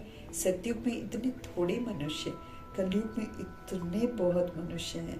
तो बाबा कहते हैं वो कैसे समझाएं कि कैसे कम थे पहले, फिर बढ़ते बढ़ते कैसे विकारों में गए, तो इतनी सारी आबादी उनके 2500 वर्ष की राजधानी में 16,108 33 करोड़ बच्चे बनते हैं। और इधर कल द्वापर युग और कलयुग में बढ़ते बढ़ते बढ़ते बढ़ते 800 करोड़ आबादी हो जाती है, जबकि 2500 वर्ष भी पूरे हुए नहीं हैं। तो कंट्रास्ट बाबा कहते हैं आत्मा को समझाना है कि सतयुग में इतने थोड़े मनुष्य और कलयुग में इतने बहुत मनुष्य हैं, वो कैसे समझाएं। इसके लिए फिर बाबा कहते गोला भी जरूर चाहिए। प्रदर्शनी में इतने सबको बुलाते हैं, कस्टम कलेक्टर को तो कभी कोई ने निमंत्रण नहीं दिया है, तो ऐसे ऐसे विचार चलाने पड़े। इसमें बाबा कहते बड़ी विशाल बुद्धि चाहिए कि कैसे सबको हम सत्य से परिचित कराएं। बाप का तो रिकॉर्ड रखना चाहिए ना, बाबा कहते इतनी ऊंची हस्ती हम आत्माओं को सुधारने के लिए आती है, तो उनको उनका रिकॉर्ड तो रखना चाहिए ना। बाबा कहें हुसैन के घोड़े को कितना सजाते हैं, पटका कितना छोटा सा होता है, घोड़ा कितना बड़ा होता है, पूरे घोड़े को सजाएंगे और बीच में ना सेंटर में है रख देते हैं एक पटका टाइप का। और फिर माना वो है कि जो बीच में सवारी कर रहे हैं वो भगवान जी और जो घोड़ा है वो ब्रह्मा जी। हाँ, मुस्लिम्स बनाते हैं। तो बाबा कहते हैं, अब उनको मालूम नहीं है पर ऐसा बनाते हैं। बाप का तो रिकॉर्ड रखना चाहिए ना। हुसैन के घोड़े को कितना सजाते हैं और पटका कितना छोटा होता है, घोड़ा कितना बड़ा होता है, आत्मा भी कितनी छोटी बनती है, उनका श्रृंगार कितना बड़ा है। ये अकाल मूरत का तख्त है ना, ब्रह्मा जी का तख्त अकाल मूरत का तख्त है। सर्वव्यापी की तो बात भी गीता से उठाई है। बाबा कहते हैं कण कण में भगवान है, ऐसा लिखा हुआ है। बाप कहते हैं मैं आत्माओं को राजयोग सिखलाता हूँ। फिर सर्वव्यापी कैसे कह सकते हैं? भगवान जी आकर हमको राजयोग सिखाते हैं, हमको स्वराज्य अधिकारी बनाते हैं। तो फिर बाबा कहते हैं उनको सर्वव्यापी कैसे कहेंगे? बाप टीचर गुरु सर्वव्यापी कैसे कहेंगे, है ना? भगवान जी फादर भी बनते हैं, टीचर भी बनते हैं, सदगुरु भी बनते हैं। उनको कैसे कह देंगे कि सर्वव्यापी है, कण कण में है, सबके अंदर है? कैसे कह सकते हैं? बाबा कहते बाप कहते हैं मैं तो तुम्हारा बाप हूँ, मैं तो तुम्हारा बाप हूँ। फिर ज्ञान सागर हूँ। तुमको बेहद की हिस्ट्री ज्योग्राफी समझने से बेहद का राज्य मिल जाएगा। अगर तुम बेहद की हिस्ट्री ज्योग्राफी समझ जाओगे, मतलब ये नहीं कि मैंने थ्योरी समझ ली, लेकिन समझ जाओगे मतलब फिर उसके अनुसार अपने में परिवर्तन लाओगे। तुमको बेहद की हिस्ट्री ज्योग्राफी समझने से बेहद का राज्य मिल जाएगा। क्योंकि जो समझेगा, जैसे कल भी हमने पढ़ा था, जो समझेगा वो किए बिना रहेगा नहीं। हम जब तक नहीं कर रहे हैं ना, तब तक मतलब समझो कि मुझे समझ में ही नहीं आया। अगर हम कोई चीज़ को अमल में नहीं ला रहे हैं, दैट मीन्स मैंने उसे समझा नहीं है। क्योंकि जो समझ जाएगा वो किए बिना रहेगा नहीं, ज़रूर करेगा। तो बाबा हमको समझ दे रहे हैं, तुमको अगर बेहद की हिस्ट्री ज्योग्राफी अगर तुम वाकई समझ जाते हो तो तुम बेहद का राज्य पा सकते हो। आपको बेहद का राज्य मिल जाएगा, क्योंकि वो सोल फिर अपने आप को चेंज करेगी ना। दैवी गुण भी धारण करने चाहिए हमको। बाबा याद दिला रहे हैं कि तुमको दैवी गुण भी धारण करनी चाहिए। माया एकदम नाक से पकड़ लेती है, दैवी गुण यूज ही नहीं करने देती है। बाबा कहते हैं तुमको नाक से पकड़े। नाक मीन्स अभिमान, है ना? तो अभिमान से पकड़ती है माया। झट से ठेस पहुंचेगी, झट से बुरा लगेगा, झट से मुख फुला लेंगे, रूठ जाएंगे। तो बाबा कहते हैं तुमको दैवी गुण भी धारण करने चाहिए। माया एकदम नाक से पकड़ लेती है, फिर चलन गंदी हो पड़ती है। फिर लिखते हैं ऐसी ऐसी बाबा हमसे भूल हो गई। रात को तो दिमाग खाता है। तो बाबा कहते हैं देह अभिमान आ जाता है। देह अभिमान में आकर माया जो है वो तो नाक से पकड़ लेती है और फिर चलन हमारी फिर गंदी हो जाती है। फिर बाबा कहते हैं फिर मुझे लिखते हैं ऐसी ऐसी मुझसे भूल हो गई। और कोई तो कहते हैं हमने काला मुंह ही कर लिया, मतलब वो तो फिर विकार में ही चले गए कहीं। तो यहाँ तो पवित्रता सिखाई जाती है ना। फिर अगर कोई पवित्रता से गिर जाएंगे भी तो फिर उसमें बाप क्या कर सकते हैं? फिर बाबा तो पवित्रता सिखाते हैं, लेकिन कोई पवित्रता नहीं सीखता है और गिर जाता है, विकार में चला जाता है, तो फिर बाबा कहते बाप फिर क्या कर सकते हैं? फिर खाओ सजा, है ना। घर में कोई बच्चा गंदा हो पड़ता है, कोई काला मुंह कर देता है, तो बाप कहते हैं ना तुम तो मर ही जाते तो अच्छा था। हाँ, देह का शरीर का बाप होता है ना, वो फिर ऐसे कहता है। काला मुंह कर देते तो बाप क्या कहता है? तुम तो मर ही जाते तो अच्छा था। बेहद का बाप भले ड्रामा को जानते हैं, फिर भी कहेंगे तो सही ना। बेहद का बाप ड्रामा जानते हैं कि चलो ड्रामा की भाभी है, जिसका जो फिक्स हुआ पड़ा है वो आत्मा तो करेगी वैसे, लेकिन फिर भी बाबा कहते हैं बाप तो कहेगा ही ना। तुम औरों को शिक्षा देकर खुद गिरते हो तो फिर 1000 गुना पाप बढ़ जाता है। हम सेवा करते हैं, हम पवित्र रहते हैं, सबको पवित्रता का संदेश देते हैं, भगवान का संदेश देते हैं, उसके बाद हम अलर्ट नहीं रहते हैं तो माया के वशीभूत हो जाते हैं, फिर गिर जाते हैं, काम विकार में चले जाते हैं। तो बाबा कहते हैं फिर 1000 गुना पाप चढ़ जाता है, 1000 गुना। कहते हैं फिर कहते हैं माया ने थप्पड़ मार दिया। माया ऐसा घूसा मारती है जो एकदम अकल ही गुम कर देती है। समझ ही खत्म कर देती है माया। उल्टा काम करने के लिए जस्टिफाई करवा देगी अंदर। आप खुद ही जस्टिफाई करोगे कि मैं जो कर रहा हूँ ना बिल्कुल सही है, ऐसा अनुभव कराती है माया। गलत को सही और सही को गलत करवा देती है, क्योंकि उस समय दिमाग में काम विकार का नशा होता है ना। बस माया ने थप्पड़ मार दिया। माया ऐसा घूसा मारती है जो एकदम अकल ही गुम कर देती है। हमको अलर्ट रहना है ना। माया तो अपना कार्य करेगी बाबा के।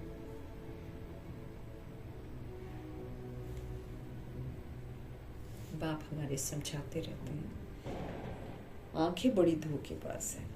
ये आंखें देखती हैं ना बुराइयां, आंखें बुराइयां देखती हैं, आंखें देह देखती हैं, आंखें फिर देह से आकर्षित होती हैं, फिर आकर्षित होकर उल्टे काम करती हैं। तो ये आंखें जो हैं ये किसको देखती हैं? नकली चीज़ को देखती हैं, जो झूठ है, जो विनाशी है, उसको देखती हैं और फिर उससे आकर्षित होकर उल्टा कदम उठाती हैं। तो आंखें जो है ना ये बड़ा धोखा देती हैं आत्मा को। कभी भी कोई विक्रम नहीं करना है, बाबा कहते हैं। हम आत्मा को भगवान का फरमान है कि ऑलरेडी हमने 63 जन्म पाप कर्म कर रखे हैं, इसलिए अब हमको और कोई पाप कर्म नहीं करना है। तूफान बाबा कहते वो तो बहुत आएंगे, तूफान तो आएंगे भाई, पेपर होंगे ना। बिना पेपर के कैसे पता चलेगा कि मैंने विकारों को जीता है, कैसे पता चले?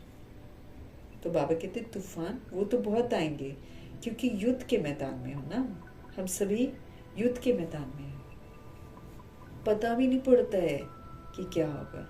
माया झट थप्पड़ लगा देती है, इतना विस्मृत कर देती है, देह अभिमान में लाकर हमको थप्पड़ मार देती है। अभी तुम कितने समझदार बनते हो। आत्मा ही समझदार बनती है ना, आत्मा ही बेसमझ थी। हम आत्मा ही तो बेसमझ बनते हैं, फिर हम आत्मा को बाबा आकर समझदार बनाते हैं। तो अभी समझदार बनने का समय चल रहा है। कल्प में एक ही बार आकर हमको समझ बनती है। तो बाबा क्या कहते हैं, अभी तुम कितने समझदार बनते हो। आत्मा ही तो समझदार बनती है ना, आत्मा ही तो बेसमझ थी। अब बाप क्या करते हैं, आत्मा को समझदार बनाते हैं। बहुत देह अभिमान में है बाबा के, बहुत आत्मा देह अभिमान में है, समझते नहीं है कि हम आत्मा है। बेसमझ थे ना हम, तो बाबा अभी हमको समझदार बनाते ताकि हम थप्पड़ न खाएं माया का। आत्मा बेसमझ बनती है, अब बाबा उसको समझदार बनाते, कहते भाई तुम आत्मा हो, है ना, ऐसे हमको समझदार बनाते। और फिर तुम आत्मा हो तो आत्मा बनकर पाठ बजाओ।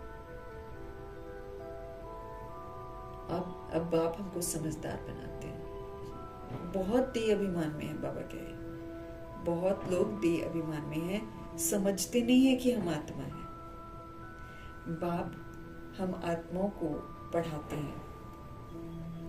हम आत्मा इन कानों से सुन रहे हैं बाबा की सारी बातें। हम आत्मा इन कानों से सुन रही हैं। अब बाप कहते हैं कोई भी विकार की बात इन कानों से नहीं सुननी है, कोई भी दैहिक बातें इन कानों से नहीं सुननी है। बाप तुम्हें विश्व का मालिक बनाते हैं ना। मंजिल तो बहुत बड़ी है और मौत भी सामने खड़ा है। मौत जब नजदीक आएगा तो फिर तुमको डर लगेगा। हमने होमवर्क नहीं किया होगा, अगर हम देह अभिमान में रहेंगे तो फिर हमको डर लगेगा। इसलिए बाबा हमको बोल रहे हैं, अब बाप कहते हैं कि भाई कोई भी विकार की बात सुनो भी मत, कोई भी विकार की बात इन कानों से न सुनो। बाप तुम्हें क्या करते हैं, विश्व का मालिक बनाते हैं। मंजिल बहुत बड़ी है। मौत जब नजदीक आएगा तो बाबा कहते फिर तुमको बहुत डर लगेगा। मनुष्यों को मरने के समय भी मित्र संबंधी आदि याद आते रहते हैं। मनुष्यों को मरने के समय भी मित्र संबंधी आदि कहते हैं ना, हाँ, मित्र संबंधी आदि कहते हैं ना, भगवान को भी याद करो। मरने वाला कोई होता तो ये बोलते हैं भगवान को याद करो, भगवान को याद करो। या कोई अपने गुरु आदि को याद करेंगे, देहधारी को याद करना सिखलाते हैं लोग, तो है ना, क्योंकि उनके लिए तो भगवान भी देहधारी है।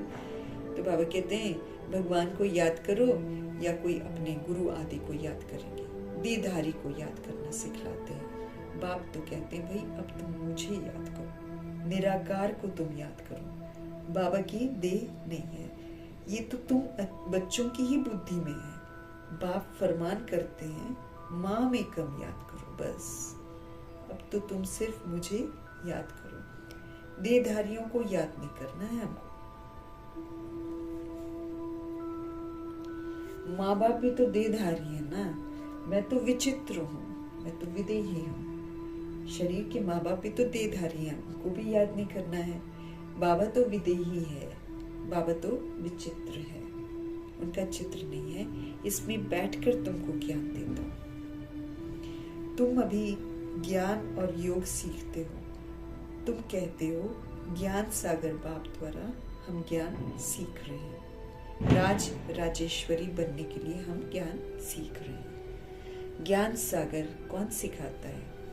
नहीं, ज्ञान सागर ज्ञान क्या सिखाते हैं? ज्ञान ही सिखलाते हैं ना। राजयोग भी सिखलाते हैं बाबा। कैसे तुम अपने शरीर रूपी राजधानी को, अपनी कर्म इंद्रियों को, अपनी सूक्ष्म शक्तियों को राजा बनकर श्रीमत की लगाम से यूज करो, इनको कंट्रोल करो, इन पर रूल करो। नहीं तो आधा कल्प से तो ये हम पर रूल कर रहे हैं, हम इनकी माने जा रहे हैं और हम गिरते जा रहे हैं। मन बुद्धि की मानते हैं, कर्म इंद्रियां अलग क्रिमिनल बन गई हैं, तो वो क्रिमिनल पना ही देखती हैं और आत्मा फिर मजबूर होकर वो काम करती रहती है। तो ज्ञान के सागर परमपिता परमात्मा हम आत्मा को ज्ञान सिखलाते हैं, साथ में राजयोग भी सिखलाते हैं कि अब पहले समझ देते हैं, फिर समझ को राजा बनकर यूज करने की समझ देते हैं कि योग में रहो और राजा बनकर, स्वराज्य अधिकारी बनकर ज्ञान को अमल में लाओ, प्रैक्टिकल में इसको धारण करो। अच्छा, मीठे मीठे सिकीलते बच्चों प्रति माता पिता बाप दादा का याद प्यार भी और गुड मॉर्निंग भी। रूहानी बाप की रूहानी बच्चों को नमस्ते, और फिर हम रूहानी बच्चों की भी रूहानी बाप को दिल से, जान से, सिख से, प्रेम से, अदब से, पूरे रिस्पेक्ट के साथ, पूरे रिगार्ड के साथ, मोहब्बत भरी, स्नेह भरी नमस्ते और तहे दिल से मीठे परमात्मा जी का धन्यवाद। धारणा के लिए मुख्य सार, समझदार बन, माया के तूफानों से कभी हार नहीं खानी। बाबा कहते समझदार बनो, देह अभिमान को मत यूज करो, विकारों को मत यूज करो, समझदार बनो। सारे सृष्टि की हिस्ट्री, ज्योग्राफी बाबा ने बताई है, विकार में जाने से क्या हुआ है, सारा हालचाल सुनाया है। इसलिए बाबा कहते समझदार बनो, अब माया के तूफानों से कभी हार नहीं खाना। आंखें धोखा देती हैं बहुत जबरदस्त, इसलिए अपनी संभाल जरूर करनी है, धोखा नहीं खाना है। कोई भी विकारी बातें हमको इन कानों से नहीं सुननी है, कोई भी विकारी बातें इन कानों से हमें नहीं सुननी है। अपनी दिल से पूछना है कि हम कितनों को आप समान बनाते हैं। हमें अपने दिल से पूछना है कि हम सभी आत्माएं कितनों को आप समान बनाते हैं। मास्टर पतित पावनी बन, सबको पावन राज राजेश्वर बनाने की हमको सेवा करनी है। तो क्या हम ये सेवा कर रहे हैं? हमको क्या पूछना है? हमको अपने दिल से पूछना है कि हम कितनों को आप समान बनाते हैं, है ना, कितनों को प्रभु से जोड़ते हैं। मास्टर पतित पावनी बनकर सबको पावन राज राजेश्वर बनाने की सेवा कर रहे हैं। क्या सभी को प्रभु जी से जोड़ रहे हैं? खुद पवित्र बनकर क्या हम दूसरों को भी पवित्रता का रास्ता दिखा रहे हैं? हमारे में कोई अब अवगुण तो नहीं है? दैवी गुण हमने कहाँ तक धारण किए हैं, ये हमें अपने आप में चेक करना है। चेक करके फिर चेंज करना।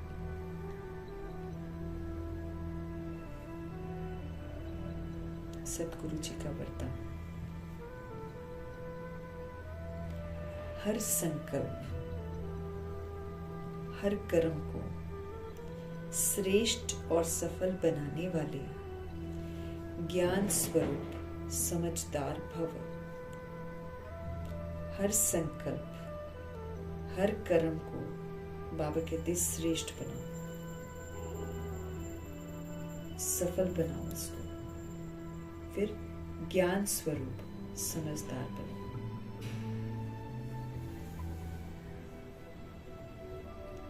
जो ज्ञान स्वरूप यानी कि जो ज्ञान हमको कहता है, जब हम उसको करते हैं तब हम ज्ञान स्वरूप कहलाते हैं। तो जो ज्ञान स्वरूप समझदार बनकर कोई भी संकल्प करता है, मानो उसको पता है, अब भगवान ने हमको क्या समझ दी है कि आपको हमेशा हमेशा और सभी के लिए पवित्र, सकारात्मक और पावरफुल ब्लेसिंग वाला, आशीर्वाद वाला संकल्प करना है, अपने लिए भी और सभी सोल्स के लिए भी। भगवान जी का फरमान है कि हम प्योर, पॉजिटिव, पावरफुल ब्लेसिंग वाला संकल्प करें, इसके अतिरिक्त और कोई संकल्प न करें। ये भगवान जी का फरमान है। जो संकल्प बाबा हमको देते हैं वही संकल्प हम दूसरे के लिए भी करें, ये भगवान का फरमान है। तो जो ज्ञान स्वरूप ज्ञान को यूज करता है, समझदार बनकर कोई भी संकल्प, कोई भी कर्म करता है, संकल्प के लिए भगवान ने बोला कि हम कैसे सबके लिए प्योर, पॉजिटिव और पावरफुल ब्लेसिंग वाला सोच सकते हैं, जब मेरी मनसा निराकारी होगी, मेरे को सारे आत्मा दिखाई दे। मनसा को निराकारी बनाना है भगवान की शिक्षाओं को अमल में लाने के लिए। कोई दैहिक भाव नहीं, कोई भेदभाव नहीं, सब बिंदी बिंदी बिंदी बिंदी बिंदी। बाबा कहते ना, आत्मा बिंदी है ना, बिंदी बनकर घर वापस जाएगी, मेरे तेरे के गीत गाती रहती है, कर कुछ नहीं पाती है। फिर बाबा कैसा है? बिंदी। फिर ड्रामा में जो पार्ट चला, कैसे चला? हाँ, विस्मृत होकर सब उलट पुलट हो गया, तो क्या कर सकते हैं उसको, इसलिए उसको भी बिंदी लगा देंगे। कोई क्वेश्चंस नहीं, कोई करेक्शंस नहीं। बाप की तरह हमको बिंदु स्वरूप बनना है, पावरफुल बनना है। बिंदु स्वरूप मीन्स पुराने से बिल्कुल, जो भी पुराना हुआ सो हुआ, खत्म, अब नई धारणाएं करनी है। तो बाबा बोल रहे हैं, जो ज्ञान स्वरूप है, जो समझदार बनकर कोई भी संकल्प करता है, कोई भी कर्म करता है, कर्म कैसे करने हैं हमको? निर्विकारी कर्म करने हैं। हमारे कर्म में विकारों की झलक नहीं होनी चाहिए। कोई भी संकल्प व कर्म करते हैं, वे सफलता मूर्त बनते हैं, वही सफलता प्राप्त करते हैं। जो समझदार बनकर कोई भी संकल्प करते हैं, समझदार बनकर कर्म करते हैं, वेरीफाई करते हैं, ब्रह्मा जी ने ऐसा किया तब करते हैं, ब्रह्मा जी ने नहीं किया तो नहीं करते, वो है समझदार।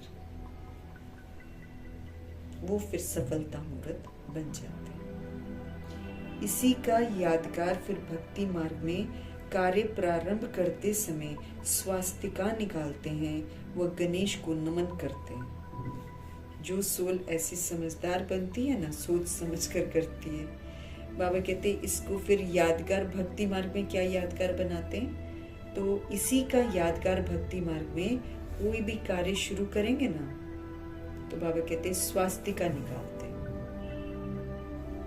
उसमें गणेश को नमन करते हैं। ये स्वास्तिका जो है, ये स्वस्थिति में स्थित होने और गणेश नॉलेजफुल स्थिति का सूचक है। अब ये जो स्वास्तिका है, ये स्वस्थिति में स्थित होने का प्रतीक है।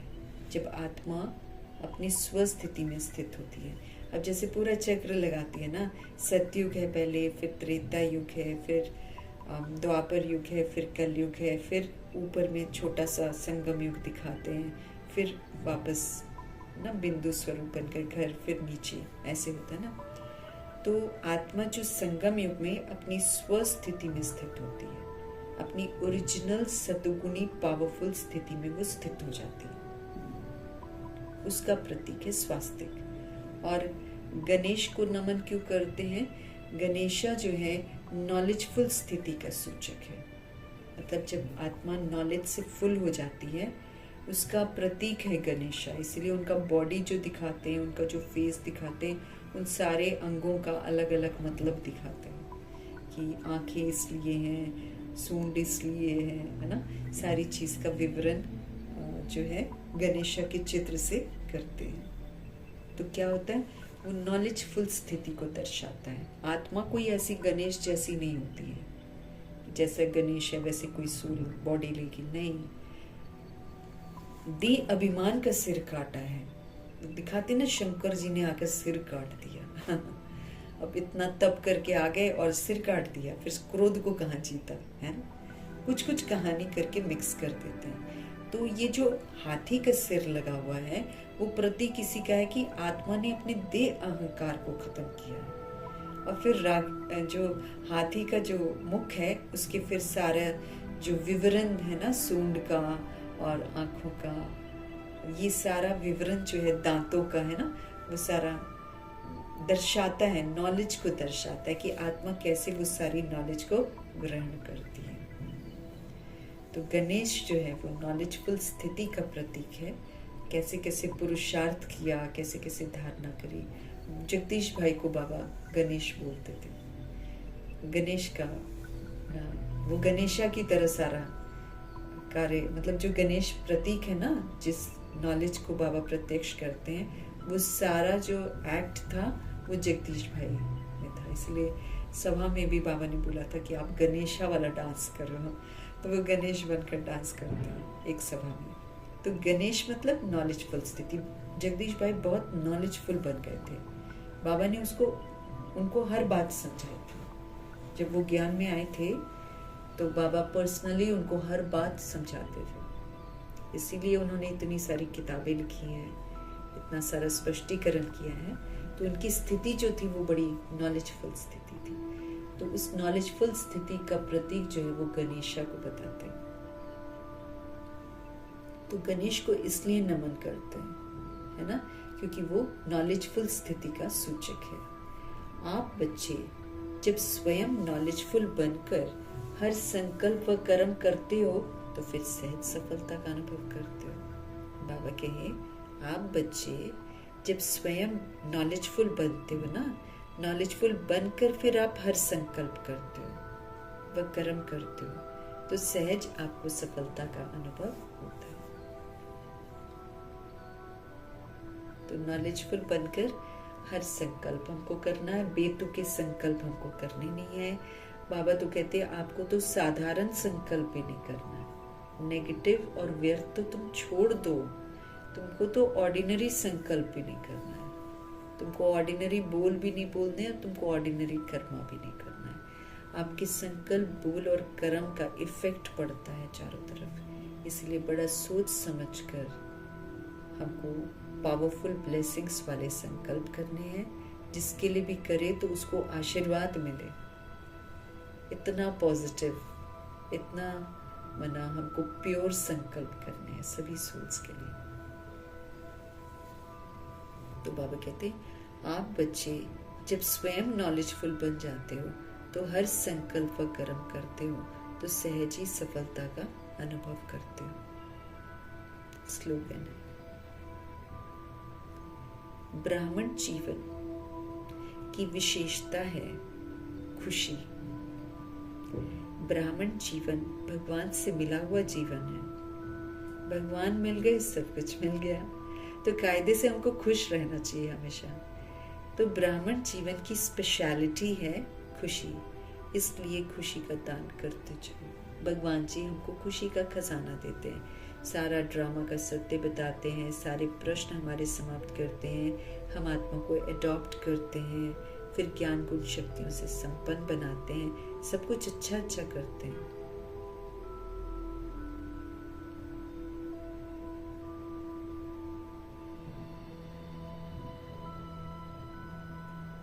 तो ब्राह्मण जीवन की विशेषता बाबा कहते खुशी है, इसलिए खुश रहो और खुशी का दान करते चलो, अर्थात सबको खुशियां बांट। हम खुश रहकर दूसरों को खुश कर सकते हैं, हम हमेशा खुश रहें, फिर हम हमेशा खुश रहकर सबको खुश कर सकते हैं। तो ब्राह्मण जीवन की विशेषता है खुशी, इसलिए बाबा कहते हैं खुशी का दान आप करते चलो।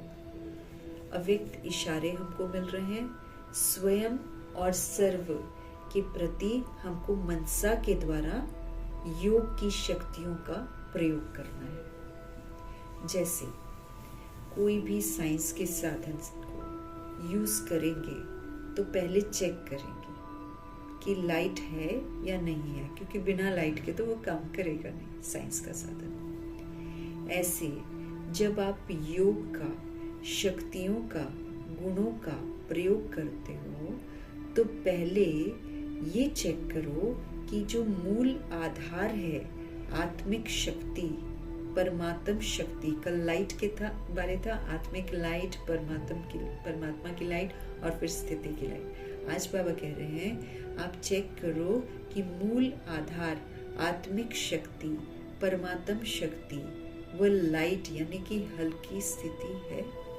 कल तो प्रकाश वाली थी लाइट, आज बाबा शक्ति की बात कर रहे हैं। तो आप चेक करो, बाबा कहते ज्ञान को यूज करना है, योग को यूज करना है, गुणों को यूज करना है, शक्तियों को प्रयोग में लाना है, एक्सपेरिमेंट करना है। तो बाबा कहते पहले तो आप ये चेक करो कि मूल आधार आत्मिक शक्ति, मूल आधार परमात्म शक्ति, वह लाइट स्थिति है, हल्की स्थिति है हमारी। अगर स्थिति और स्वरूप डबल लाइट है तो फिर तो प्रयोग की सफलता बहुत सहज पा सकते हैं। अगर हमारी स्थिति भी लाइट है और अगर हमारा स्वरूप भी डबल लाइट है,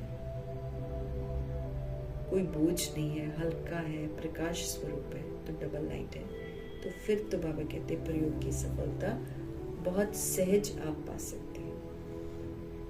तो जैसे कोई भी साइंस के साधन को जब हम यूज करते हैं तो हम पहले चेक करते हैं कि लाइट है या नहीं है। बिल्कुल ऐसे ही जब योग का, जब शक्तियों का, जब गुणों का प्रयोग करना है तो फिर पहले से चेक करना है कि जो मूल आधार है आत्मिक शक्ति, परमात्म शक्ति, वह लाइट स्थिति है, हमको चेक करना है। अगर तो हमारी स्थिति और स्वरूप डबल लाइट है तब तो प्रयोग की सफलता बहुत हम सहज पा सकते हैं, है ना। अगर हमारी स्थिति और स्वरूप डबल लाइट है तब तो जो एक्सपेरिमेंट हम कर रहे हैं उसकी सफलता हम बहुत सहज पा सकते हैं।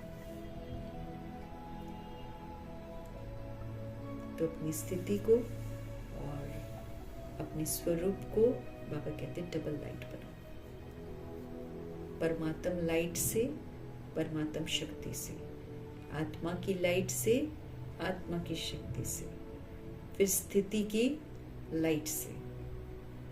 तो फिर हम बाबा कहे कि प्रयोग जब हम करेंगे ना इस विधि से तो बाबा कहते हैं यकीनन सफलता बहुत इजीली हमको मिल जाएगी।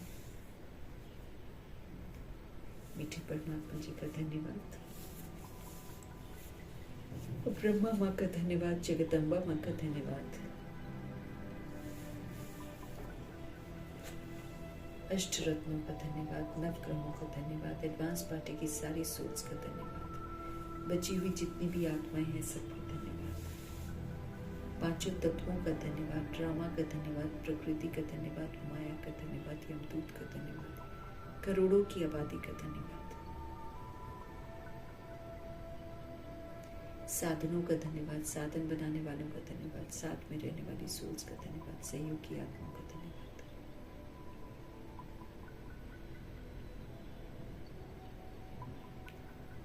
अविनाशी खजानों का धन्यवाद, समय का धन्यवाद, पूरे यूनिवर्स का धन्यवाद, शरीर रूपी इंस्ट्रूमेंट का धन्यवाद, आप सभी सोल्स का धन्यवाद, सृष्टि की मेहमान नवाजी का तहे दिल से हम धन्यवाद करेंगे।